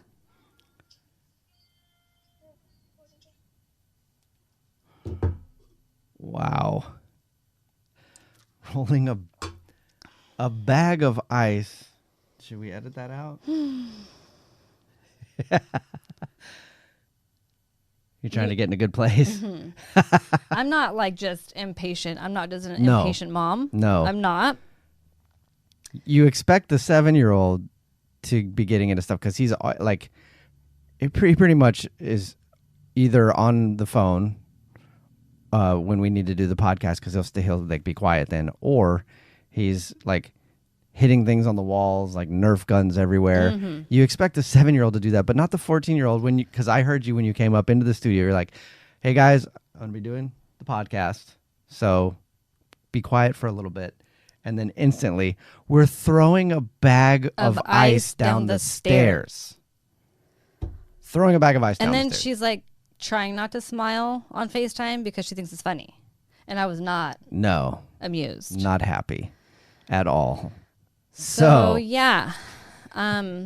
If you're thinking of having sex this Valentine's Day, think twice because you might get a kid out of it. And you might get a 14-year-old teenager daughter who will someday throw ice down the stairs. When you're trying to work. Yeah, when you're trying to be quiet. In the studio where you need quietness, you know. All right, so that was a fun way to start the podcast. Okay. I'm calmed down now. Anyway, it is the Fresh Till Death podcast. We didn't say the normal stuff. Like, make sure you rate, review, comment, subscribe. Yep. Comment and let us know if you're into Valentine's Day. Everything's bullshit. The Fresh Till Death podcast comes out on Tuesdays on YouTube, only on YouTube exclusive. And then the Jubal Show on Wednesdays. Rate, review, comment, subscribe. So where were we before? We were talking about when it became a holiday for candy and flowers and balloons in America. Oh, yeah. From... let's look at the Wikipedia for Valentine's Day and see if it says anything about when it became. It basically is a Hallmark holiday. Like, it is designed just so that these companies can make as much money as possible, which is another thing that bugs me too, because they're exploiting love, and I don't like love being exploited. It's kind of ridiculous. Yeah. It's tough to find exactly on when it started really being. I'm finding it right now. You're probably going to find it quicker than me, I bet. History of Valentine's Day. Facts, traditions, blah, blah. This is from history.com.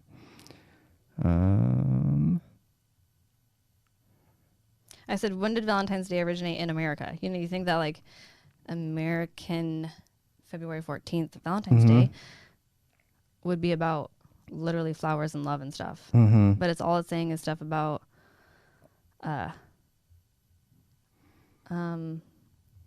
religion and stuff. See, yeah, that's the thing is like everybody knows it's a Hallmark holiday. But you can't find a Hallmark. I mean, it is. The ancient Romans may be also responsible for the name of our modern day of love. But why were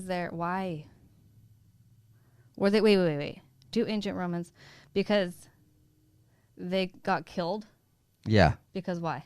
I didn't say why. Probably because maybe religious reasons. What if they were gay? What if they got killed because they were gay and they were lovers? But it was different years. It said one was like a year apart. That's right. I was like, that would make sense. That would make sense. You know, the day of love, like they both got killed. Oh yeah, I forgot about that part. Yeah. Okay. But that would make sense though.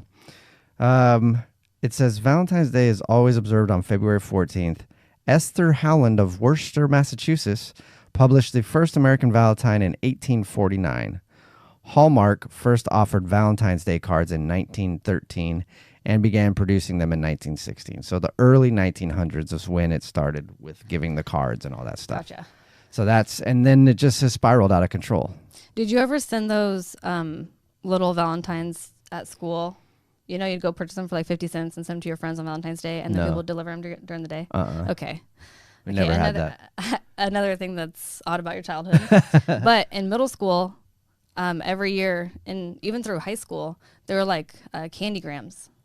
So you that sounds familiar. So you go to a table and you'd purchase candygrams, and then you would put to who and from, and then the name of the teacher probably of like what, and then they'd be delivered during class like little on Valentine's Day. Were they like little square cards? Yeah, with like the candy on them. Okay, we did do that. Okay, so you'd go buy your friends candygrams. Yeah. And then and you'd feel special if you got a candygram.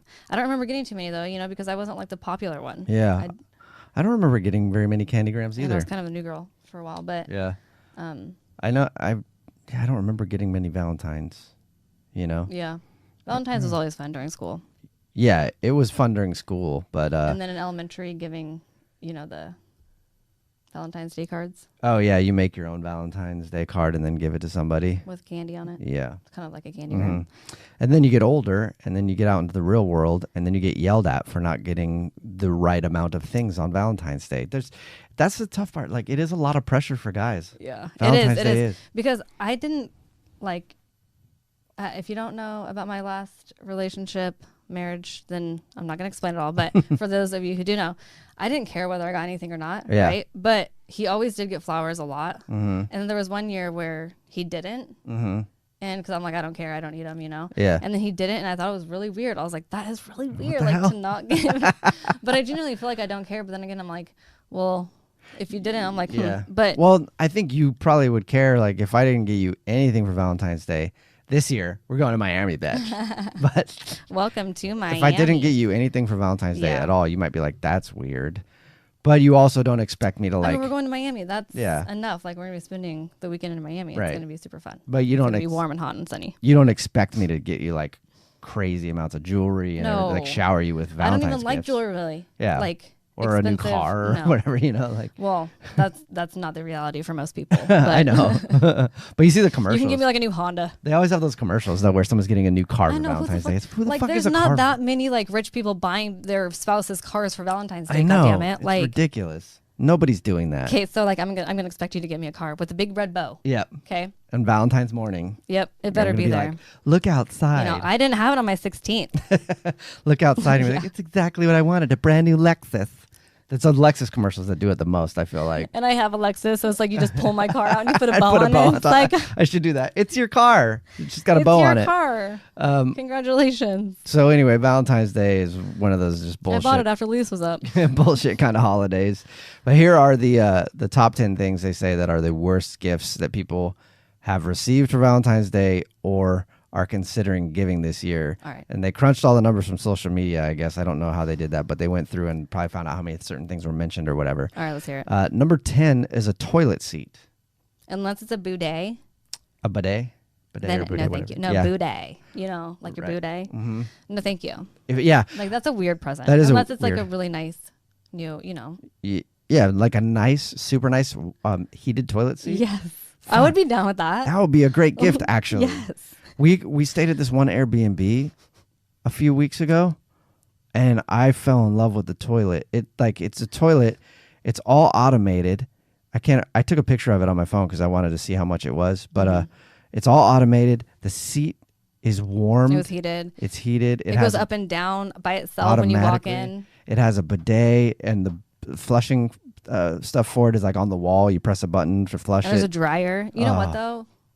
I used that thing and it was all right, but when it blow dried my asshole, I could like smell urine off of like people who have peed on the back of Oh. it. So I'm like, I can't even do that again. That was really disgusting. That's got to be dirty for sure. But it looked clean, like it looked like a new toilet. Yeah. But, it was just really gross to me. It was super nice, and it was also was. like And you looked it up. Yeah, it was like $7,000 or something like that. I think it was like $5,000. $5,000. I don't Yeah. know. It was a lot. Way It too was- much for a toilet. It was a lot. So But unless you're getting yeah. that, then no thanks. If I'm you good. woke up tomorrow on Valentine's Day morning and I had a $5,000 toilet with the bow on top, you'd be pretty happy. Yeah. Yeah. I would be. Number 9, funeral arrangements. Oh, that's really sad. That is sad. Wait. Yeah. Why would? I don't understand how I they don't- got this answer. Yeah, I don't either. Because nobody's giving the gift of funeral arrangements, are Okay, they? that's weird. That Or is it just that people have like? Are they saying that like people have died and then it just sucks that you're People have having to make right? funeral arrangements? It's like your on? gift on Valentine's Day is like your Valentine's- spouse died. Well, for some people that could be happy. That's true. There are some relationships that can be pretty pumped up But about that. that is dark. That is super dark. Number 8, tweezers. I like a good pair of tweezers. Why is that on this list? I mean, Yeah. tweezer man. Tweezers are dope. Yeah. Because when you have like a pair of shitty tweezers, you know the difference. Yeah, There's a difference. for sure. Like I had tweezers when we first met. I don't know where they are now Mhm. because I tossed those bitches out the window. But they were the ones with like the fat ends and Yeah. you couldn't really get a hold of anything. But yours are like really thin and you can get a hold of every So hair. the crazy thing about my tweezers is I had the same pair of tweezers since I worked at a salon back in 2006. Mm-hmm. And I just got a new pair like a couple months ago And of they're the same amazing. ones. But I'm like, okay, weird. Like my old ones feel like they do a better job. And Really? they still do a super good job. I'm like, why aren't these getting dull? It's been such a long time. Yeah, they're nice tweezers. Yeah. And by the way, just a side note for the dudes out there, if you're going to use your wife's nice tweezers to pluck your nose hair, don't do it at her little makeup counter area. Don't. No, don't Alex do it. came in and I was plugging my nose hairs and she's like, what the fuck are you doing? He's like plugging his nose hairs at my makeup table. But the thing is, I already asked him if he's going to do it there, because I don't care if you do it there. Can you just put something down so your nose hairs don't fall on my table? That's all. That's what I'm getting you for Valentine's Day. I'm gonna clean up all the nose hair from your thank you so table. much, babe. That's so thoughtful of you. Number 7 on this list: clothing for 2, like a 2-person snuggie or a sweater. That's like a prank. Yeah, that's gift, like a I feel joke gift. So yeah, that would be a funny gift though, because I do get you funny gifts like that. That would be a funny gift. Yeah. Also, I'd use it too. Yeah. Why not? Like while we're sitting watching TV or whatever. Number 6 on the list: the Gwyneth Paltrow vagina candle. Yes. Thank you. Bad gift. Bad gift. Bad gift. Very bad gift. Very Especially bad gift. if you're giving it for Valentine's Day too. Like as a guy, you're giving it to your wife or girlfriend or whatever, and you're like, hey, here's a candle that smells like someone else's vagina. No, thank you. And also no, because it's $75. Yeah, it's and expensive. fuck off, Gwyneth Paltrow, for selling a candle for $75. Number 5 on this list: dog treats. When the person doesn't have a dog. Especially when the person doesn't have a dog. Number 4, a possibly rabid wild squirrel. Yeah, I would not want No. a wild squirrel. And then these are like, they sound like jokes, but this company, whatever it is, fitsmallbusiness.com, went through social media posts, and they probably have some sort of algorithm that pulls in things, and that this came up as number 4. That's a possibility. very strange. Of a Valentine's gift of people giving a rabid wild So squirrel. is dog treats when a person doesn't have a dog. Yeah. Like, these are stupid. Number 3, a Wendy's drive-through meal. Yeah. But it's to still be good though. Chicken It would sandwiches be are good. good. Their chicken sandwiches are bomb. Number 2, the Huggy-gram, which are arm-shaped pillows that hug a person. Have you seen those before? They're No. pillows with arms, and so you can lay there and it feels like somebody's hugging you. That's a real thing. That's sad. It is. Oh. It's for people who are like single and just want to be Dang. hugged. And then the number 1 thing, a breakup. That's sad. That is Who sad. breaks up with their significant other on Valentine's Day? That's just fucked up. Actual Valentine's Day. I bet you there's a lot of dudes that get broken up with on Valentine's Day because they didn't get the right gift. Oh, that's true. 7% of people have dumped someone on Valentine's Day. That's fucked up. It says here that 7% of people have dumped somebody on Valentine's Day. I feel like wait till the day after. Even if you're incredibly unhappy, don't you wait till the day after at least? Yeah. Or do it the day before. Yeah. So you don't have to get So you don't have to get a gift. Exactly. Or you do it the day before. Here's what you do. You do it the day before, and then you get them one of those Huggy-gram pillows so that they can have somebody to hug on That's Valentine's fucked up. Day. That's what you should do. Yeah. All right, so those are all shitty gifts. And obviously a lot of those I don't think people are really going to be getting. Yeah. The wild squirrel or whatever. I should have checked that list better. Oh, it's fine. I mean, it's still a list that somebody gathered. Yeah. But here is another Valentine's Day tidbit for you. These are all the chain restaurants that are doing things for Valentine's Day if you're in the mood. Because, like, it's the 10th right now. And if you haven't made reservations already for Valentine's Day, you are screwed. And if you didn't know, it's Friday. It's Friday. It's coming up on Friday. Yeah, We knew this that. Friday, February 14th. It's Valentine's Day this coming Friday. Yes, we knew that the whole time. Yeah, we did know that after I looked at my calendar. I'm like, that's how much we don't care. Yeah. So, you We're got gonna be in Miami. You got to make reservations right away. For sure. Like, Not right away. At like, a nice at a nice restaurant Yeah. a year in advance, really. Really, a year in for sure. I'm trying to think of a time if I've tried to make reservations on Valentine's Day. I'm sure I have, but I wait till the last minute to do almost anything. Everything. So I guarantee you that I've tried and Yeah, not been able to for get a sure. reservation because you do have to make it like a year in advance for nice restaurants. Yep. So if you haven't made your reservations, Sorry, you're out of luck. this list is for you though, because you can go to Chick-fil-A and they're selling an entire Valentine's Day dinner with 30 nuggets, 6 chocolate chunk cookies, and 10 chicken minis, all served in heart-shaped tins. I would be down for that. Yeah, Chick-fil-A is Love good. me some Chick-fil-A. The offer is good the entire month of February or while supplies last. The whole month. Holy we fuck. definitely need to get that. Podcast. Oh, shit. Holy fuck. Yes, we should have Valentine's dinner. It's on. Wait. No way. Why we never heard about this? I don't We're know. like Chick-fil-A fanatics. Yeah, we are.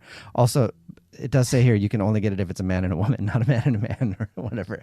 I'm just kidding. You go in with like two guys go in and like clearly, and, like, they go up and they're like, sorry, we were out of stock. Sorry, we disapprove of your lifestyle, so you cannot have our Valentine's Day dinner. Sorry, we ran out of food. That's definitely what we should do. Oh my gosh, yes. We need to have a Valentine's Day Chick-fil-A dinner. We should have that, and then we should make each other a craft. Yes. Like while we eat, Chick-fil-A. Everything heart-shaped. We should do that. And do ASMR. Let's do that for the podcast tomorrow. Yes. Podcast on Tuesdays on YouTube. Thank you for finding this list. Number 2 is Hooters. Hooters is bringing back the Shred Your Ex promotion this year. If you destroy a photo of your ex either in a restaurant or on their website, you'll get a coupon for 10 free boneless wings when you buy 10 wings. You should do that. You should definitely do that because you like wings. Yes. And you should definitely rip that shit up. Yes, because she's a little cunty ass motherfucking whore. Yes, she is. Yes, you are. Worst person in the world. We could keep going, but we're going to move on. Number 3. I don't hate her at all. I do. Number 3, Qdoba. What? No, keep going. Qdoba, they're offering Qdoba for a kiss. That's where you buy one entree and then get one free by sharing a kiss with someone on Valentine's Day. If you're single, it still works. Kissing your dog or even a photo on your phone of you kissing somebody counts. That is weird. That's a weird one. Oh my God, that would be weird. Yeah. If you work at Qdoba and they're like, okay, I'm gonna kiss my phone. Like, and there's a Kiss my picture dog.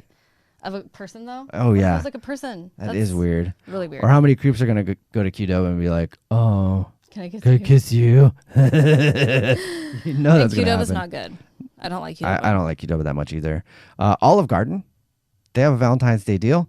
It says if you want to avoid the hassle of actually going to a restaurant, Olive Garden is offering a 3-course meal called the Valentine's Day to-go dinner for 2. It comes with super salad, dipping sauce for breadsticks, and a shareable entree and dessert starting at $35. You can grab a breadstick bouquet too. Breadsticks are good there. They are. That's like the only thing. It is.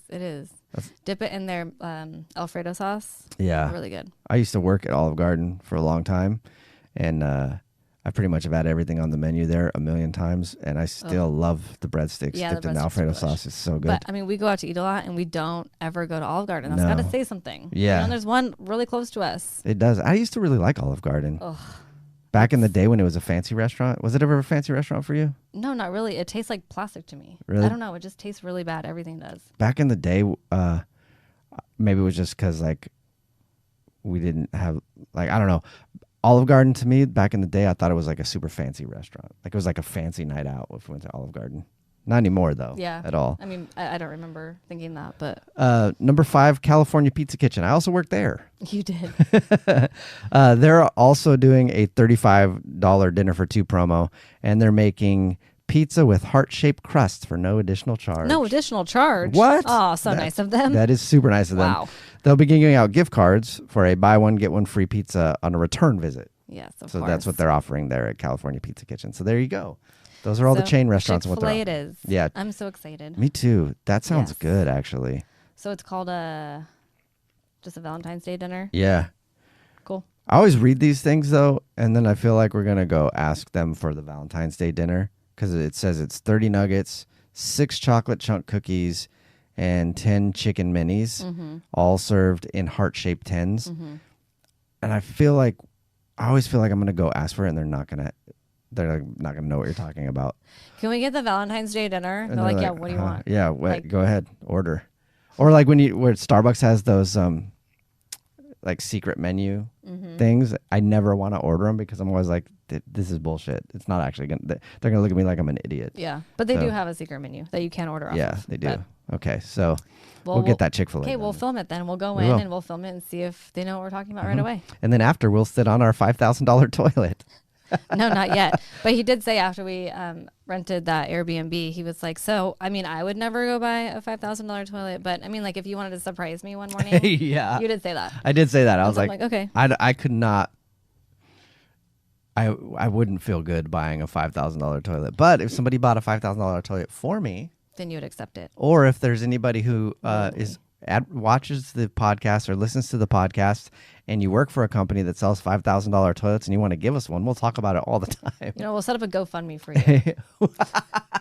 A GoFundMe so I can take better shits. Jubal's toilet, or a GoFundMe for Jubal's new toilet. Yeah, and I bet you we could set up a GoFundMe to get a new toilet. And I bet you we could find a really good one for not that expensive. Yeah. Like maybe a few thousand, but 5 is extreme. I don't know. Still. I don't like our toilet. It's like too high for me. It is. I'm only 5 foot, and like my feet barely even touch the ground. And I want my feet on the ground when I am sitting on the toilet, and none of them, they're all too high. The toilets in our house are too high. They are. For sure. Even for you too. Yeah. Oh, I'm short too. So like, I don't like my feet dangling, or like if I can't set my feet all the way down. So yeah, it doesn't make sense because most toilets that I sit on, I can put my feet on the ground. Why would they make them higher in the house? I don't know. It doesn't make any sense. Or something. It's annoying. So what have we discovered on the podcast today? We discovered that tomorrow's going to be a really goddamn good day. Yeah, and that we need new toilets. And that we need new toilets. We do need new toilets. One thing is for sure, we need new toilets. God damn it. We've talked about it. All right. Well, we'll set up a GoFundMe. Yeah, and please donate. No, we're not. Or it was someone, a joke. If you're listening to the podcast or watching the podcast, set up a GoFundMe so that I can get a new toilet, and then let us know, and we'll shout you out for doing so. He wants a new bidet. Yes, I do. I want to be able to spritz my butthole clean after every single poop. Just don't pee on like the back of it, so like within time it won't start smelling bad when you dry your butthole. Okay, just make sure you like just point down. I will. Okay. I won't pee on the part that sprays water in your just make sure that all of your pee goes like in the water. I will every time. I will. I'll make sure. I can't promise that though. Yes, because it goes all over the place. All right, we'll get 2 toilets. All right. His and hers. Yes, so we you should. Can pee on it all you want. I mean, I usually use a different toilet than you anyway. Yeah, you do. Because I don't like to. Yeah. I just don't like to ruin your area. Yeah. I feel like you should. Intestinal issues. I have bowel issues, which is why I want a really expensive, nice toilet. All right, we'll get 2. Okay. I don't know how we got on. Buy one, buy another. BOGO on toilets. I don't know how we got so deep into toilets on this. I wasn't expecting that to happen. Like you said, though, if anybody works at a toilet company, BOGO. Yeah. Want to advertise on the show, send us a toilet. We can get one upstairs and one downstairs. Yes. And they'll be short. They'll be really short toilets. Short toilets. Super short toilets. That's got to save you money on material. Somewhere. All right. Well, that was the Fresh Till Death podcast. As always, make sure to rate, review, comment, subscribe, click that like button, turn notifications on. Anything else I should tell people to do? I think that's all of it. That comes out every single Monday on iTunes and on YouTube. The Fresh Till Death podcast will come out tomorrow on YouTube. It's a YouTube exclusive, only on YouTube. And then the Jubal Show on Wednesday. Thanks for listening and watching, and we'll see you next week. Happy Valentine's. Have a fun Valentine's Day, even if you're single. Oh, you know what we're going to be doing? Can I get a tall chai? And a large black coffee. A what? Large black coffee. Do you mean a venti? No, I mean a large. He means a venti. Yeah, the biggest one you got. Venti is large. No, venti is 20. Danny. Yeah. Large is large. In fact, tall is large, and grande is Spanish for large. Venti's the only one that doesn't mean large. It's also the only one that's Italian. Congratulations, you're stupid in 3 languages. It's almost time for America's favorite trivia game, You versus Victoria. Your chance to take on our own Victoria Ramirez in a summerlicious game of trivia for all the trivia glory. Also, speaking of being in your hot person summer era, don't get caught in last year's. This is going to be the summer. Yeah. Fashion.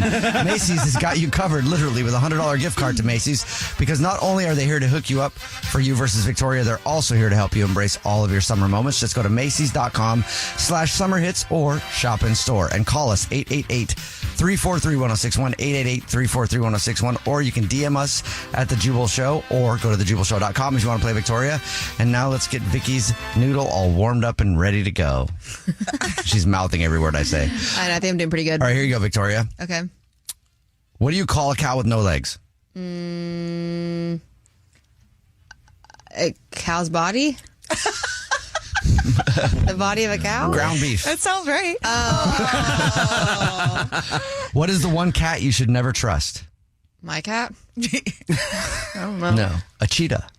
Obvious. Wow. Okay. You versus Victoria is coming up right after this. Dad jokes everywhere. It's the Jubal Show. Ooh. Hold on. What? I didn't do that right.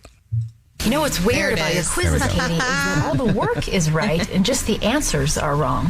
I know that having a boyfriend may seem like the most important thing in the world right now, but you don't have to dumb yourself down to get guys to like you. It's time for America's favorite trivia game, You versus Victoria. Your chance to take on Victoria Ramirez in a game of trivia for a $100 Macy's gift card. And let's meet today's contestant for You versus Victoria, Tangela. What's up, Tangela? Hey, how y'all doing? Good. How are you? I am well. Thanks for asking. Question for you, Tangela, before you play the game. Have you checked out the auction for the Boys and Girls Club that the Jubal Show is doing? No, I haven't. Well, let's tell you about it real quick. Good news. You have until tomorrow at 11:59 p.m. to get in your bids or donate, buy a backpack to benefit the Boys and Girls Club of the South Puget Sound. It's really cool. There's a bunch of experiences up there. A lot of people are bidding on right now the DJ for a day. The custom art from Jubal and all kinds of other stuff is up there. So hits1061seattle.com. This is your little purple square. Just click on it and then you can see all the stuff. So Tangela, now you're all set. Awesome. All right. Are you ready to take on Victoria? I am. All right. We're going to send Victoria out of the studio. And while she's leaving, here's how the game's played, Tangela. You got 30 seconds to answer as many questions as possible. If you don't know one, just say pass. And Victoria has to beat you outright to win. Are you ready? I am. All right, here we go. Tangela, your time starts now. Which planet is the hottest in the solar system? Mars. Penguins are found in only what hemisphere? Northern. Which U.S. state has 1,350 miles of coastline? No, repeat that question. Which U.S. state has 1,350 miles of coastline? I'm going to say California. In what year did the internet become public? Let's say 1985. All right, got that in on time. Victoria's coming back in studio. While she gets settled, Tangela, what's something you would like the world to know today? I would like the world to know this. You know how you guys do To Catch a Cheater? Mm-hmm. And the boyfriend or girlfriend of the suspected cheater jumps down the suspected cheater's throat, or they allow us to hear the juicy details of who they're actually sending the flowers to that is not the boyfriend or girlfriend. That just ruffles my feathers every time. Wait, hold on. Let them tell us why. Give us the juicy details. I want the world to know that. Noted. Thank you very much. I love that. That's hilarious. All right, Victoria is back in studio. All right, here you go, Victoria. 30 seconds to answer as many questions as possible. If you don't know one, just say pass. Mm-hmm. And you have to beat Tangela outright to win. Okay. Are you ready? Yep. Let's go. Victoria? Bro. Tangela, you can tell Victoria when to go. Okay, go. Which planet is the hottest in the solar system? Mars. Penguins are found in only what hemisphere? Arctic. Wait, the North. Which U.S. state has 1,350 miles of coastline? Is a waffle. West Coast. I'm sorry. Waffle. What? Next. In what year did the internet become public? 2001. What city is the United Nations headquartered? Paris. What is the color of the most poisonous frog in the world? Green. I just love waffle. I'm sorry. I was trying to think of my my little map. Never eat soggy waffles. Northeast. All right. Great state of waffle. Yeah, the great state of waffle. Did you ask a state? I don't know if waffle's correct, but we'll find out in a second. But first, let's get the score with our scoreboard producer, Brad. Victoria got 0 correct. Oh, waffle wasn't right. No, dang. That means Tangela. Oh, go ahead. Tangela also got 0 correct. And that means you win, Tangela. Yay! Congratulations.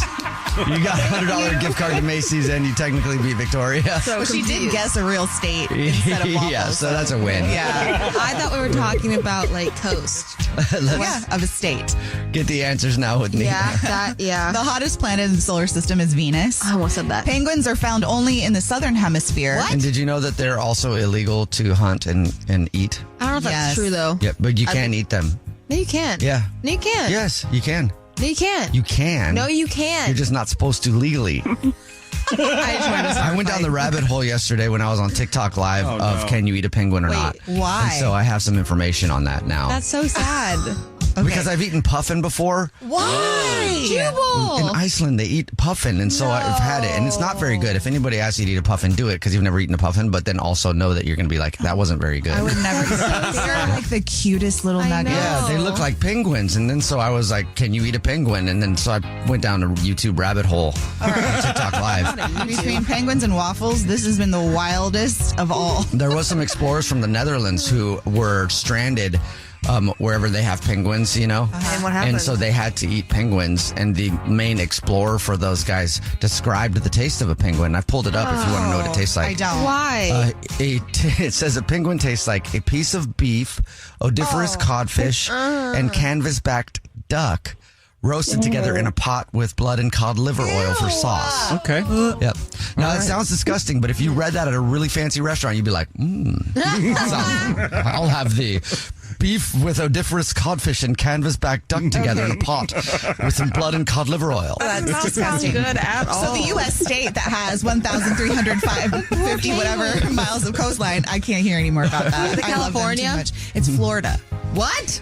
Both sides are watered, dummy. The internet became public in 1993, and the United Nations is headquartered in New York. And then lastly, the most poisonous frog in the world is yellow. I knew that. I saw and it in you a probably movie. can't eat that either.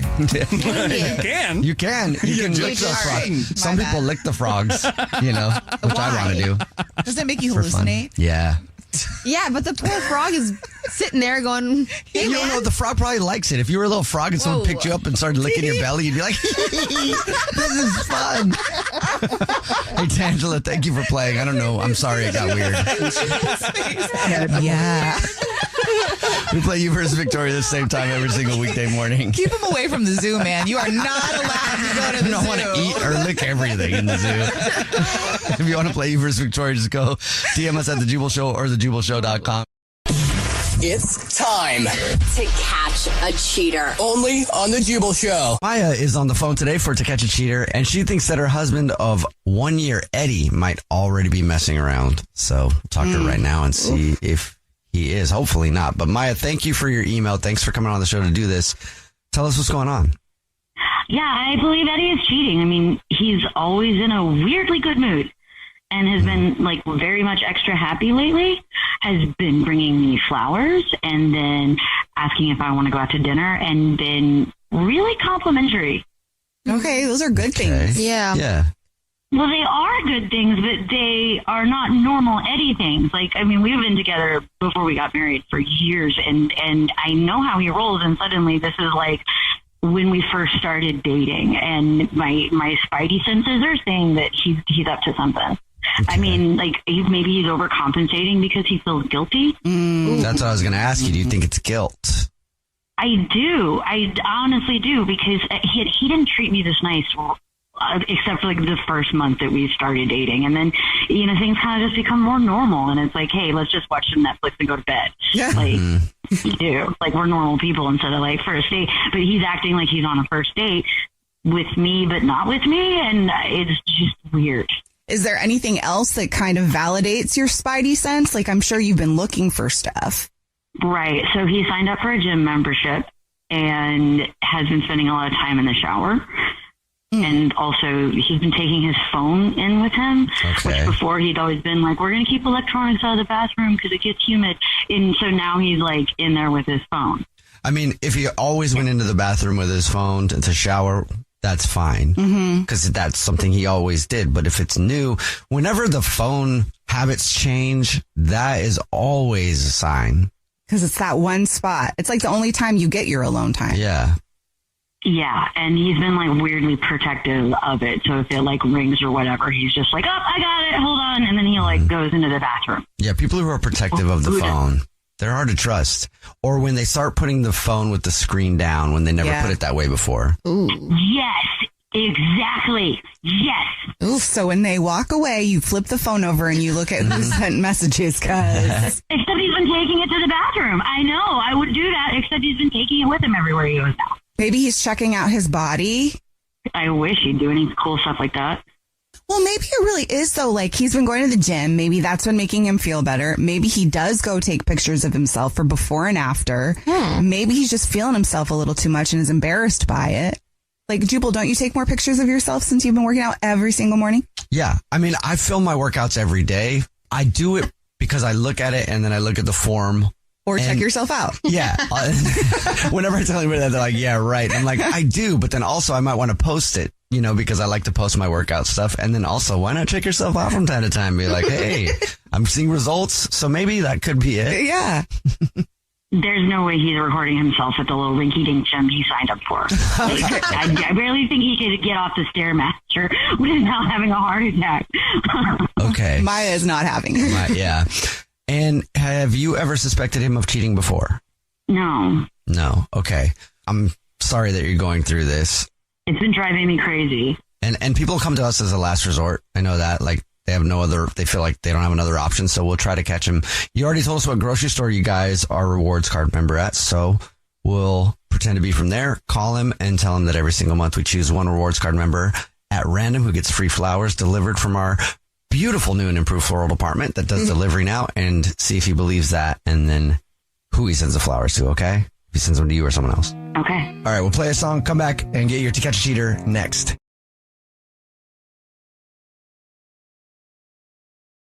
If you're just joining us for today's To Catch a Cheater, Maya is on the phone and she suspects that her husband of a year might be cheating on her. And before we give him a call and try to catch him, Maya, why don't you tell everybody what's going on? Refresh everybody's memory.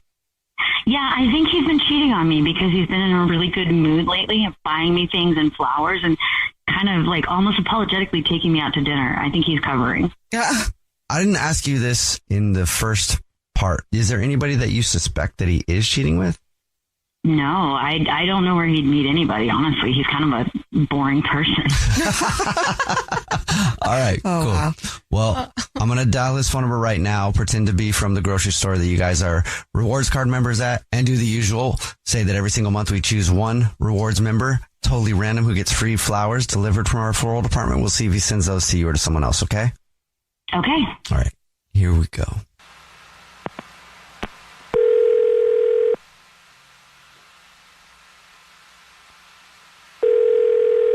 Hello? Hi, is this Eddie who shops at...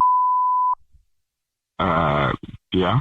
This is Jordan. I'm head of the customer service team, calling to say congratulations. You're this month's winner. Thanks. What did I win? Every single month, we choose one rewards card member at random who gets free flowers delivered from our beautiful brand new floral department. We completely reimagined it and we do delivery now. So you've won 36 long stem red roses, a box of chocolates, cool. And it can be sent anywhere in the United States, absolutely free, totally on us. It's our way of saying thank you for shopping. Oh, wow. You don't need my card information or anything, right? No, I do not. If you know who you want to send the flowers to, I can take that info right now in just a couple minutes, or I can set up a time to call you back. No, let's do it now. So first, I would just need the first and last name of the person you'd like to send the flowers to. Okay. So the first name is Maya. Last name. You can put a card with this. We have cards for all occasions. So is there something you'd like to send a card? Yeah, let's just put, just do, I love you, sweetheart. Well, great. And then now all I need to do is tell you that there aren't going to be any flowers delivered at all. Sorry? What? What do you mean? Yeah, because I need to tell you, this is actually Jubal from the Jubal Show. Oh, hi. And I'm Nina. Hi, I'm Victoria. And we do a segment called To Catch a Cheater, where if you think your significant other is cheating, we try to see if you send flowers to somebody other than who you should be sending flowers to. So, yeah, you're not cheating. Yeah. Congratulations. Okay. Also, I want to let you know that your wife, Maya, is on the phone. Okay. Maya? Huh. That's really, really interesting, Eddie, because I'm surprised you didn't decide to send those flowers to Sandra. Who's Sandra? Our neighbor across the street, who you've been because she told me. Whoa. Whoa. This was your last chance to come clean, and you even lied to the radio people like you've been lying to me, but she's the only one who's been honest, even though she's a dirty too. I cannot believe Ed. Yeah. So you already knew?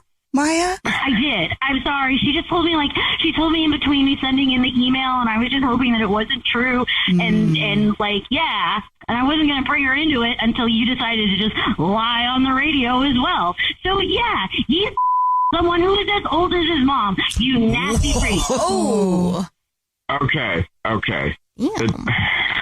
Listen, it just started. It's only happened twice. Only twice. Well, good. Well, guess what? You're only going to have to clean your off the front yard once because I'm throwing it all out there right the now. Cheating makes me feel like I'm a better husband to you, babe. Like, what? Huh.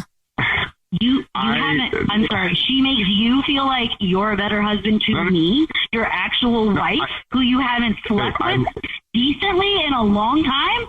Oh. I love you more than anything, but these moments with Sandra, like they just make me feel more like the husband that you deserve. Like I feel like a Superman. Like I can do things that I feel like before Sandra and I got together, like I couldn't do before. Like I'm focused better at work. I can be attentive to you because I'm not worried about us, like in the bedroom at all. Like because I've already gotten that urge out of the way with Sandra, and I just feel like I can focus on things a lot better.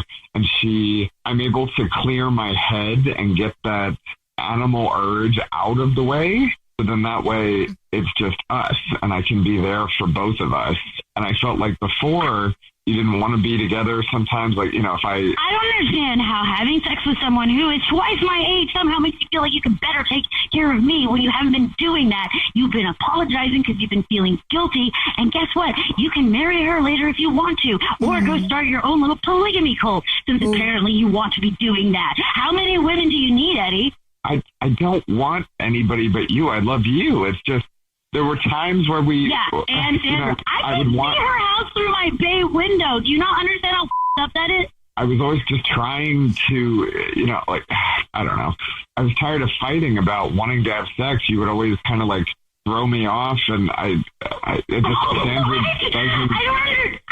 I don't understand how a woman who drives her own golf cart to get to the mailbox can somehow bring out the animalistic urges in you. Can you disconnect him from this call? Because I'm tired of hearing his bullshit. I just hung up on him. Maya, I'm so sorry. Yeah. I am so pissed off right now, and that he tried to keep lying even when you guys asked it. Ugh! I've got to say though, you had some amazing lines. You'll be better off. It sounds like, you already knew what was going on. I understand why you didn't tell us that in the first part. And to me, it sounds like you actually feel better knowing so that you can move on, because it sounds like you were also kind of over ready, which I think you should have been based on that response.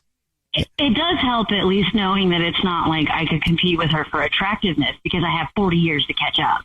Oh my gosh. Hopefully I can go marry someone who likes someone my age. I don't know what's going on with that, but this is definitely not a you thing. Mm-hmm. This is a Eddie thing. Yeah. And it sounds like you know that. I'm glad that we were able to find out for you, though. Me too. Looks like I'm going to have one hell of a garage sale, I guess. Oh, score. Yeah. Sweet. I hear the elderly love garage sales. Maybe you can buy some of his stuff back. Oh my God. The Jubal Show's To Catch a Cheater. Bria is on the phone today for a first date follow-up, and she's getting ghosted by a guy named Jason. So in a few minutes, we're going to call him and see if he'll tell us why he's ghosting her and maybe get her another date. But first, Bria, how long has it been since you heard from Jason? It's been at least, like a week that he hasn't responded to me. Okay. Yeah, I reached out a couple days ago, and yeah, nothing. What did you say to him when you reached out? I just was like, hey, loved your date. Want to go out again? Oh, and then nothing. Yeah. So how was the date? I thought it went really well, Before the date, we talked for a while on the apps, and I don't know, it was just kind of like real conversations, really vibey stuff, not just like surface level, you know? Mm-hmm. We talked about how much I love cooking, and he seemed like he was into that. And so then he came over for dinner so I could make him dinner. And I know. It was the first date. It was at my place, which was super scary and risky. But like, okay, I was going to clarify. Like, wait, what? He came over? Okay, bold. I love that. Yeah, but I think I'm good at reading people, so I think it's fine. You know? Okay. And so I made him a saffron chicken herbed rice and a cucumber yogurt salad. And yeah, he ate everything and poured a lot more wine. It was getting like super romantic.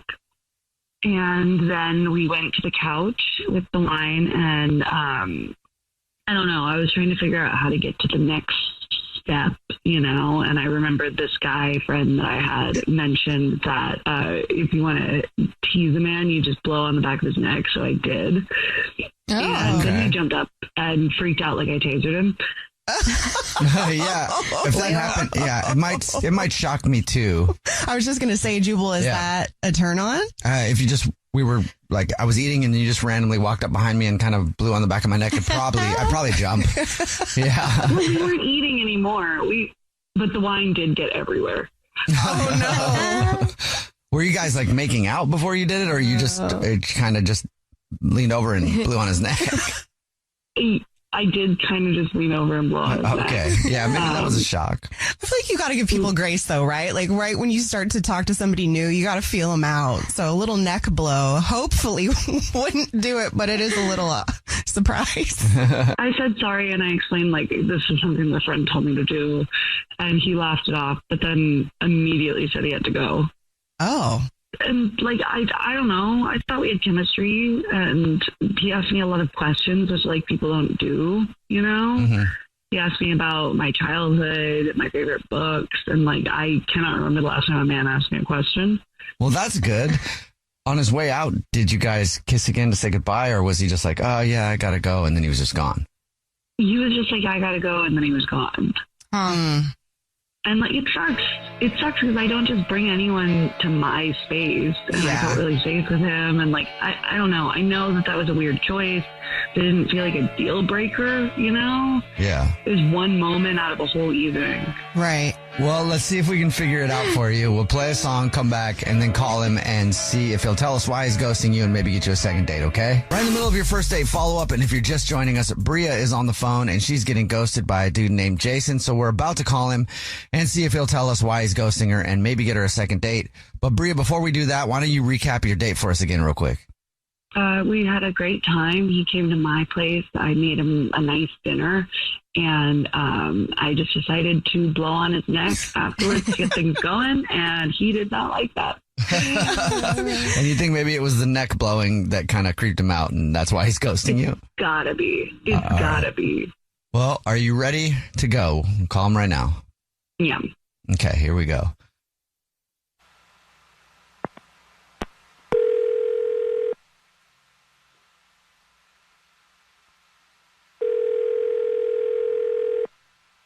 Hello? Hi, may I speak to Jason, please? This is he. Hey, Jason, how are you? This is a radio show. It's called The Jubal Show. Hi, Jason. I'm Nina. Hi, and I'm Victoria. And my name's Jubal. How are you? Whoa, okay, hi, how you doing? Good. Have you listened to the show before? Yeah. I think I know what this is about. Is it about Bria? Yes, Oh, it is. he does listen This to the is the show. first date follow-up. Yep, you went out with Bria and you're ghosting her, so she emailed us to see if you'll tell us why you're ghosting her. Do you mind talking about it? Okay, wow. All right. Well, look, the dinner was incredible. Like, easily top 5 meals I've ever had. That she had. There's no doubt. But there was no dessert. She said she tried to, have a little, like that kind of dessert. So my grandma raised me, and she always said, real woman sends her man off with something sweet. And that night I kept waiting. I thought maybe it was like chilling in the fridge or something. You're talking about food. Oh, yeah, you're not, you actually mean dessert. Yeah, literally like dessert. And it's not just like, dessert. It's like this principle of like completing the meal, like she nailed the savory, but there was no sweet.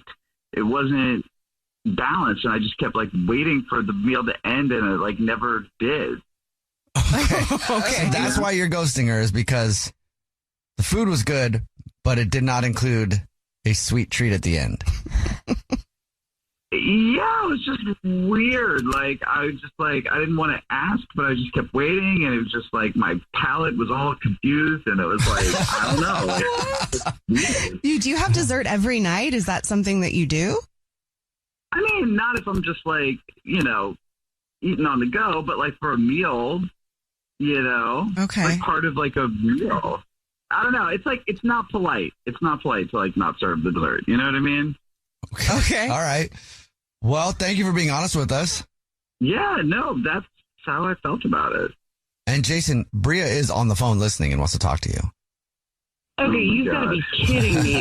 You've got to be kidding me. Not polite. You know what? You know what else is not polite? Ghosting someone. Oh my God, are you serious right now? Also, what is this, 1952? I'm so sorry that I didn't bring out a warm pie to tuck you in at night. Like, it's not about you've got to be kidding. It's about like thoughtfulness, like, I don't know. I mean, it's not 1952, but my grandma knew how to take care of people. Oh, okay. Oh, good. So it sounds to me like you don't want a girlfriend. You want a grandma with benefits, right? Oh, that just sounds weird. I don't like that visual. Try to seduce me with a ghost breeze to the jugular. Like, that's not care, that's confusion. Ghost breeze? Okay, I was trying to give you something sweet, and you should have like been an adult and said something. You ghosted me over a cake. It's not the cake. It's just like my grandma's principles, Like, that's like, yeah. It's the fact you don't get the cake, I'm so sorry I'm not your grandma. I'm sorry I'm not your grandma. I am too, honestly, because I really thought you were cool. But I'm not getting grandma vibes. It's just like, it's too bad. You're looking for a grandma. You're looking for grandma characteristics in your woman. I mean, in a certain way, I guess, yeah. You got to tick that box as well, This is ridiculous. And yeah, I'm sure you can go to a nursing room bingo night to find the woman of your dreams. Jason, would you like a second date with Bria? We'll pay for it. I think I'm going to pass. No dessert, like no direction. What? Great. You and your grandma can go bake cookies and have a sleepover together then. How dare you? My grandma's a beautiful woman. Seriously, how dare you? Oh, my God. Oh, she must be so proud. She's an amazing woman. She's beautiful. And honestly, it's too bad that you didn't get a chance to meet her, because you could have learned a lot from her, Bria. Oh, my God.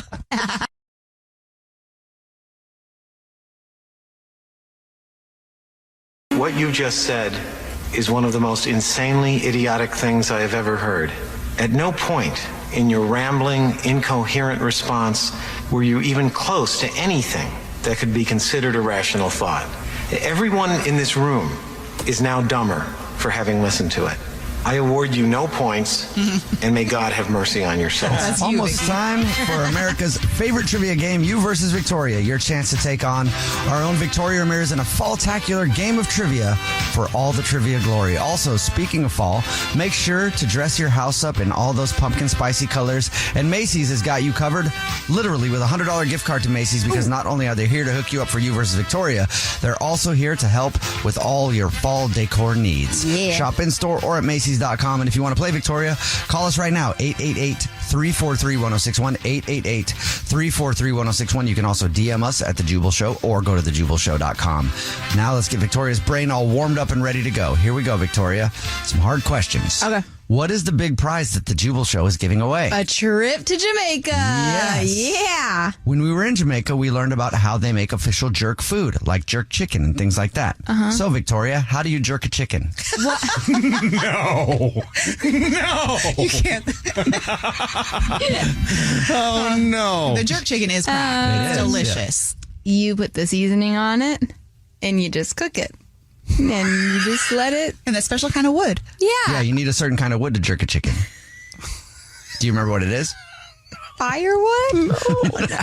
I do. What is it? Pimento. Wow, you actually knew that. I'm trying to jerk my own chicken over here. Okay, well, let's move on. When can people listening to this win that trip to paradise?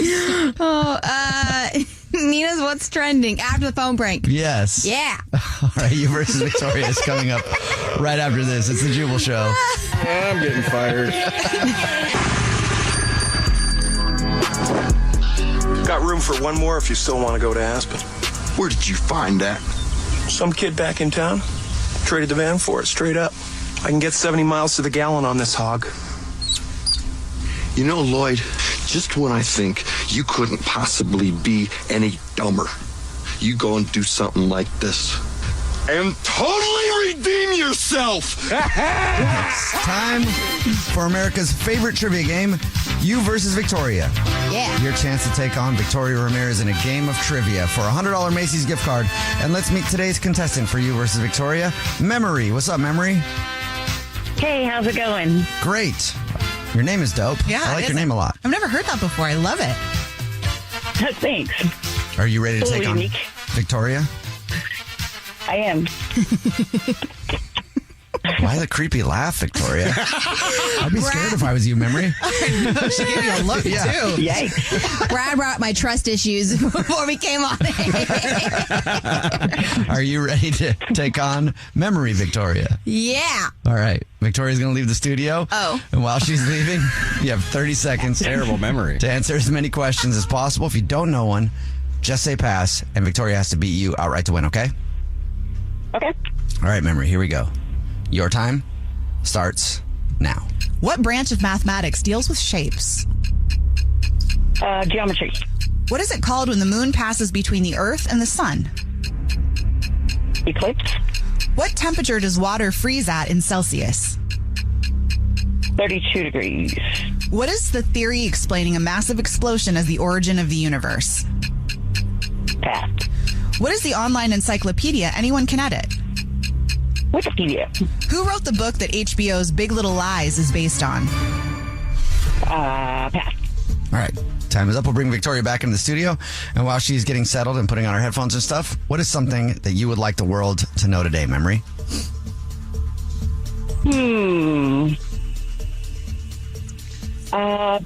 Everybody just be a decent human being, at the very least. How about that? I like that. At the very I like least. that. Yes, at the very least. It is hard for some people. So hopefully somebody hears that today and they're like, oh, thank you, Memory. I'll try to do that today. Although most people will go, don't tell me what to do. Yeah, exactly.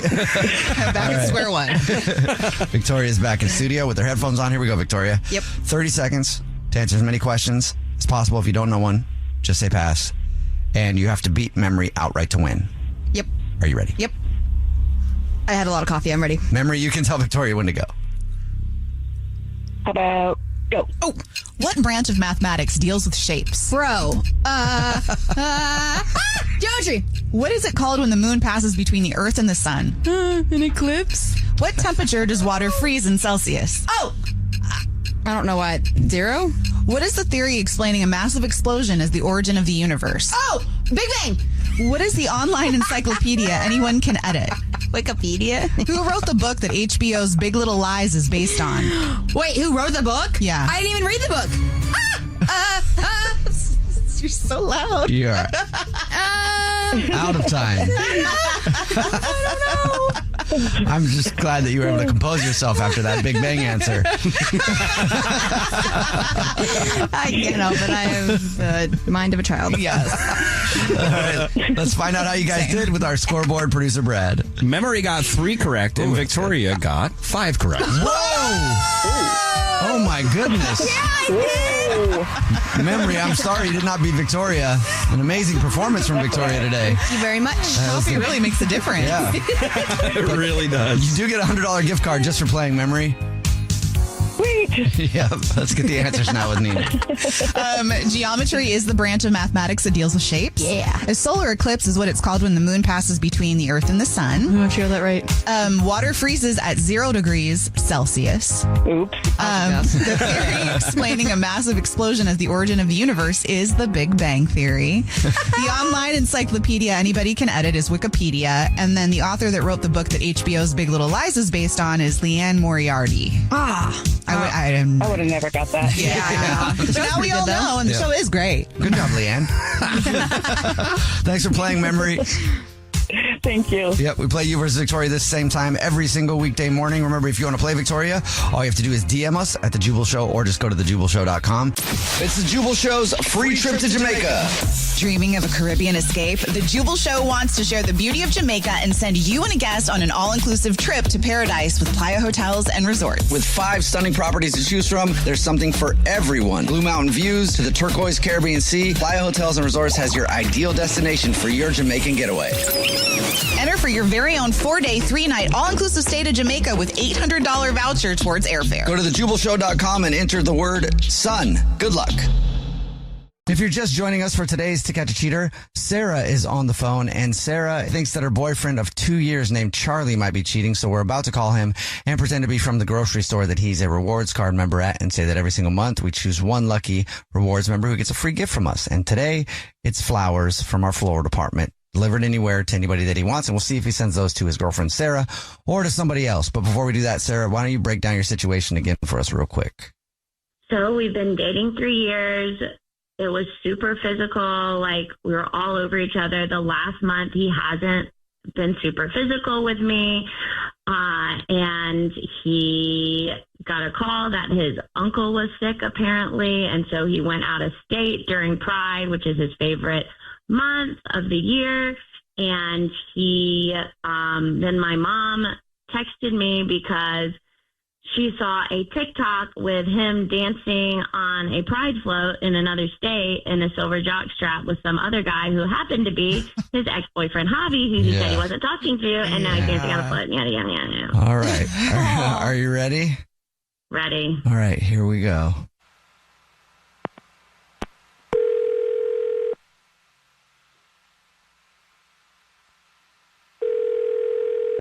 Hello. Hi, this is Corbel calling from. I was looking for our rewards card member named Charlie. Yeah, that's me. Hi, Charlie. How are you today? Please don't hang up. This is not a marketing phone call. I'm actually calling with a big congratulations. You're this month's winner. Yeah, okay. I guess I didn't realize you guys did like monthly winners or anything. What? Yeah. Every single month we choose one lucky rewards card member who gets a free gift from us. It's just our way of saying thank you for shopping. You've just won 36 long stem red roses, a box of candy or chocolate, and a card to be delivered to anybody that you want within the 50 United States, absolutely free. It's a $316 value, actually. Oh, wow. Okay. That's kind of a great prize. Wow. Well, yeah. Well, thank you very much. We value your business. Okay. First thing I will need from you would just be the first and last name of the person. And then if you want to put anything on a card, and after that, we'll get the address and we'll be all good to go. Okay, great. Yeah, his name's Javi. That's with a J, Javi. Okay.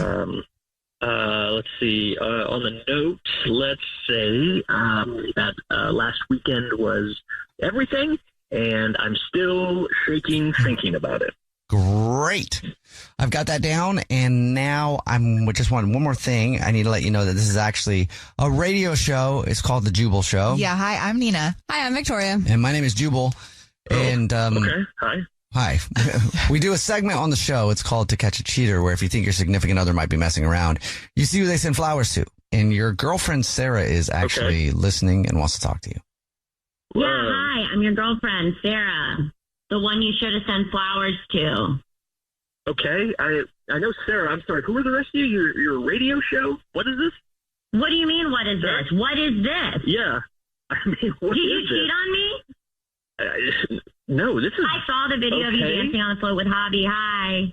Hi. No, this is gross and kind of like unacceptable. I can't believe you would want to call the radio show on me instead of just like asking me about something directly. Why would you? This why would is you do something so unacceptable. childish? This part's unacceptable. It's Did you not a cheat good on way me? to run a Did relationship. you cheat on me?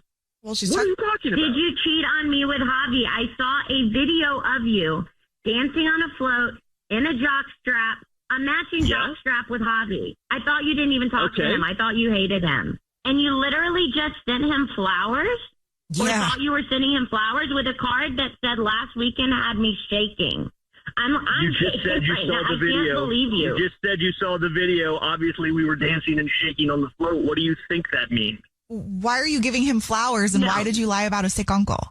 I didn't lie about a sick uncle. I was there to see my uncle. Javi called me because he had heard my uncle was sick and took me to the parade because he knows I like them. So I was saying thank you.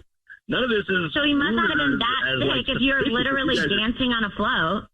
Yeah, it was on a float. Javi had a hookup. I don't... What is it you've been to? You know, my mom sent me that video. You know, my mom had to show me that video. Oh, well, good for her. I'm glad she's on the internet more. Like, I don't even work for me in that regard. Do you know how embarrassing that is? That video has 200,000 views, Charlie. Do you know how many people Honestly, will you send me the link? Asking me about this video, and I'm like, oh, cool. Yeah, you just saw a video of my boyfriend cheating on me. Why didn't you tell Sarah? Why didn't I tell Sarah what? That you were with your ex-boyfriend. I didn't tell her because I didn't tell her. You know, that's really all there is to it. Like, yeah, because you're a liar and a cheater. I was going through something, and like, I just... What? I'm not a liar or a cheater. You just don't understand me and haven't really ever understood that part of my life. Like, having somebody with me when I was going through a hard time who, like, really gets me was nice. That's all it was. This is so, yeah. You're a hypocrite, and you're a liar, and you're a cheater, and you're a sorry. Wow. Oh. Yeah, see, this is what I'm talking about. I'm mature, you're not. Why would I tell you when I know you're just going to blow it out of proportion? However, if I know you were going to do something insane, like call a radio show and try to blow up my spot on like on a national stage, why the hell? I probably would have headed it off at the pass. That's crazy. That's a crazy person decision. You blew up my spot by dancing in a parade that was being filmed by everyone, and now everyone's seen it, including my mother. Okay, I'm glad your mom knows how to use TikTok. Like, I don't know what you want me to tell you on that front. And by the way, what you saw in that video, that was it. I was having a good time at a party. I didn't cheat on you. And if I did do anything with Javi, it wouldn't be cheating. What does that mean? What are you talking about? Why wouldn't it be cheating? It wouldn't be cheating because we've already been together. It's cheating if you hook up with someone you've already slept with. That doesn't make any sense. That's like pseudoscience. How doesn't it? It's just dipping a toe back into a well you've already been to. It's not cheating. No. We've never talked about that. We've never agreed on that. So look, like if I did do something, obviously I would have told you because it's not cheating. Like that's the craziest part of all this. Nope. Is that the craziest part? Because this sounds pretty crazy. I mean, the craziest part is that I'm on the radio having to defend myself. This is the second craziest part. Okay. I feel like this is like a whole nother conversation that like we should have already had if this is how you felt. I think maybe you guys should define what is and isn't cheating in the relationship. Sounds like something's broken already, though. Is that it, Charlie? Anything else you want to tell me now after the fact? Doesn't sound like you're going to listen to it anyway, so no. But can we just talk about this later? I don't want to do this here. This isn't helping anything. Well, it did help because it started the conversation, but yeah, we can talk about this later. Yeah, I think you guys should. I think you should figure out what is and isn't cheating. And I still don't know if I fully believe you, Charlie. Same. Just shut up, radio boy. I'm sorry, you're going to tell me you've never hooked up with an ex? Radio boy. And I didn't hook up with him because I would be admitting it all over the place if I did. All right. Well, Charlie, thank you for your time. And Sarah, I hope you get it all figured out. I know. Good luck, Sarah.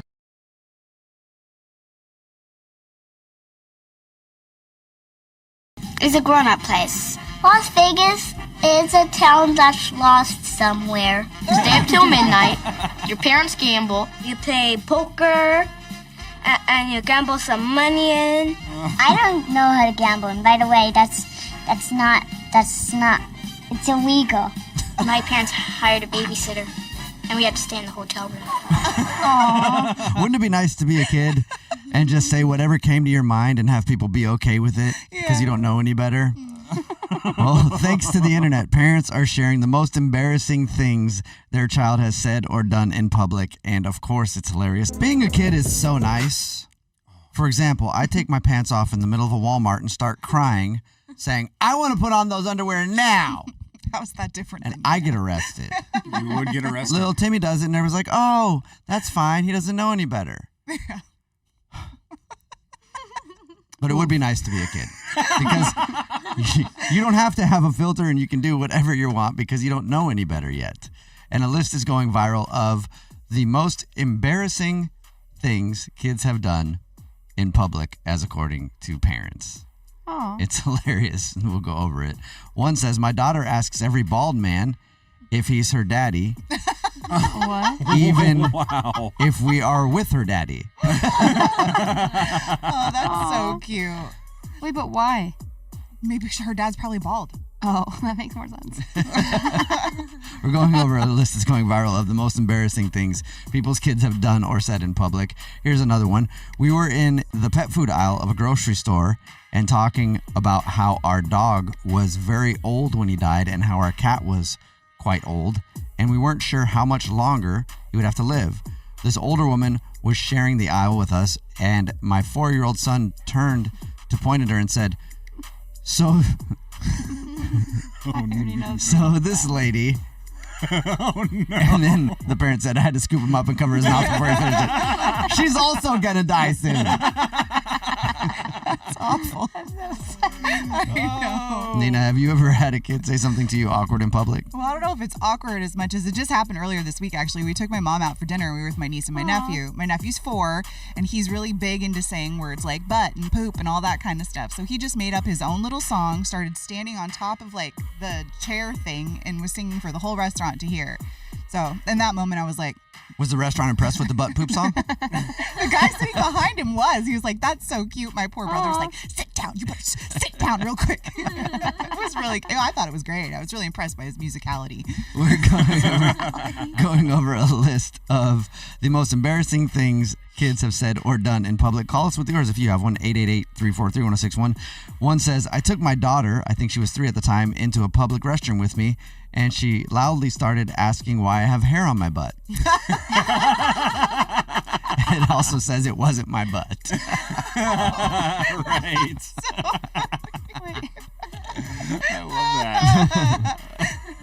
Another one says, an older woman wearing a big black cloak-looking jacket with a visible wart on her nose said hi to my daughter at a grocery store when she was almost 3. Aww. And then my daughter immediately glared at her and said, go away, witch. I love See, don't you wish you could do that as an adult sometimes, just as a joke, right? Just like, hey, you're a witch because you got a wart on your nose, but you can't do that. That's rude. Super mean. We really do ruin ourselves becoming adults. And if the lady with the wart on her nose could laugh at herself and go, I kind of do, huh? Yeah. It'd be fun, right? Yeah. People should just lighten up a little bit. Also, don't do that because it is rude. Slightly. If a kid does it, it's okay. Yeah.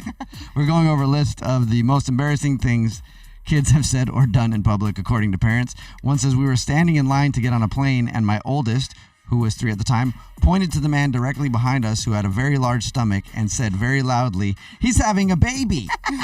Oh, no. Which is something you should never guess about anyway. And in this case, that's bad. I was at the grocery store the other day, and the clerk did it. To ask someone when they're due, and they weren't due. No. It happens so often. Why? If you're not absolutely sure, don't ask. If they aren't wearing a shirt that says "I am currently pregnant with a child," right? You should just assume that you don't need to go down that route of conversation. I felt so bad for the woman too. It's the worst feeling ever. Of course, this happened to me, and it was awful. That happened to you too, Nina? Yes, I was wearing a bathing suit, so underneath of my shirt it was wet, so it looked like I had if I was leaking or something. So somebody was like, "Oh, how far along are you?" or whatever. I'm like, "What are you talking about?" They're like, "Well, you're leaking. Doesn't that mean something?" I was like, "It's a bathing suit. Do I look pregnant right now?" Jeez. Also, weird reason to say it. I know. They could have made it up, not going. Sorry, it looks like the 2 little faucets you got on your chest there. Yeah, they were turned on, squirting or something. That's weird. It was so weird. It sucked so bad. Yeah, don't let that get to your head. That's a them problem, not a you problem, for sure. Well, I went and proceeded to my Bloody Mary. Thank you. That's what my daughter Declan does. She shames people in public. She doesn't really say embarrassing things. Well, one time we were at a Red Robin. Yum. And she was sitting there and she got really quiet. And I was like, what is about to happen? Right? And she stands up on the booth. This is a few years ago, so she's 6 years old. She stands up on the booth. She turns around and she points at somebody. She's like, you stop chewing with your mouth open. And when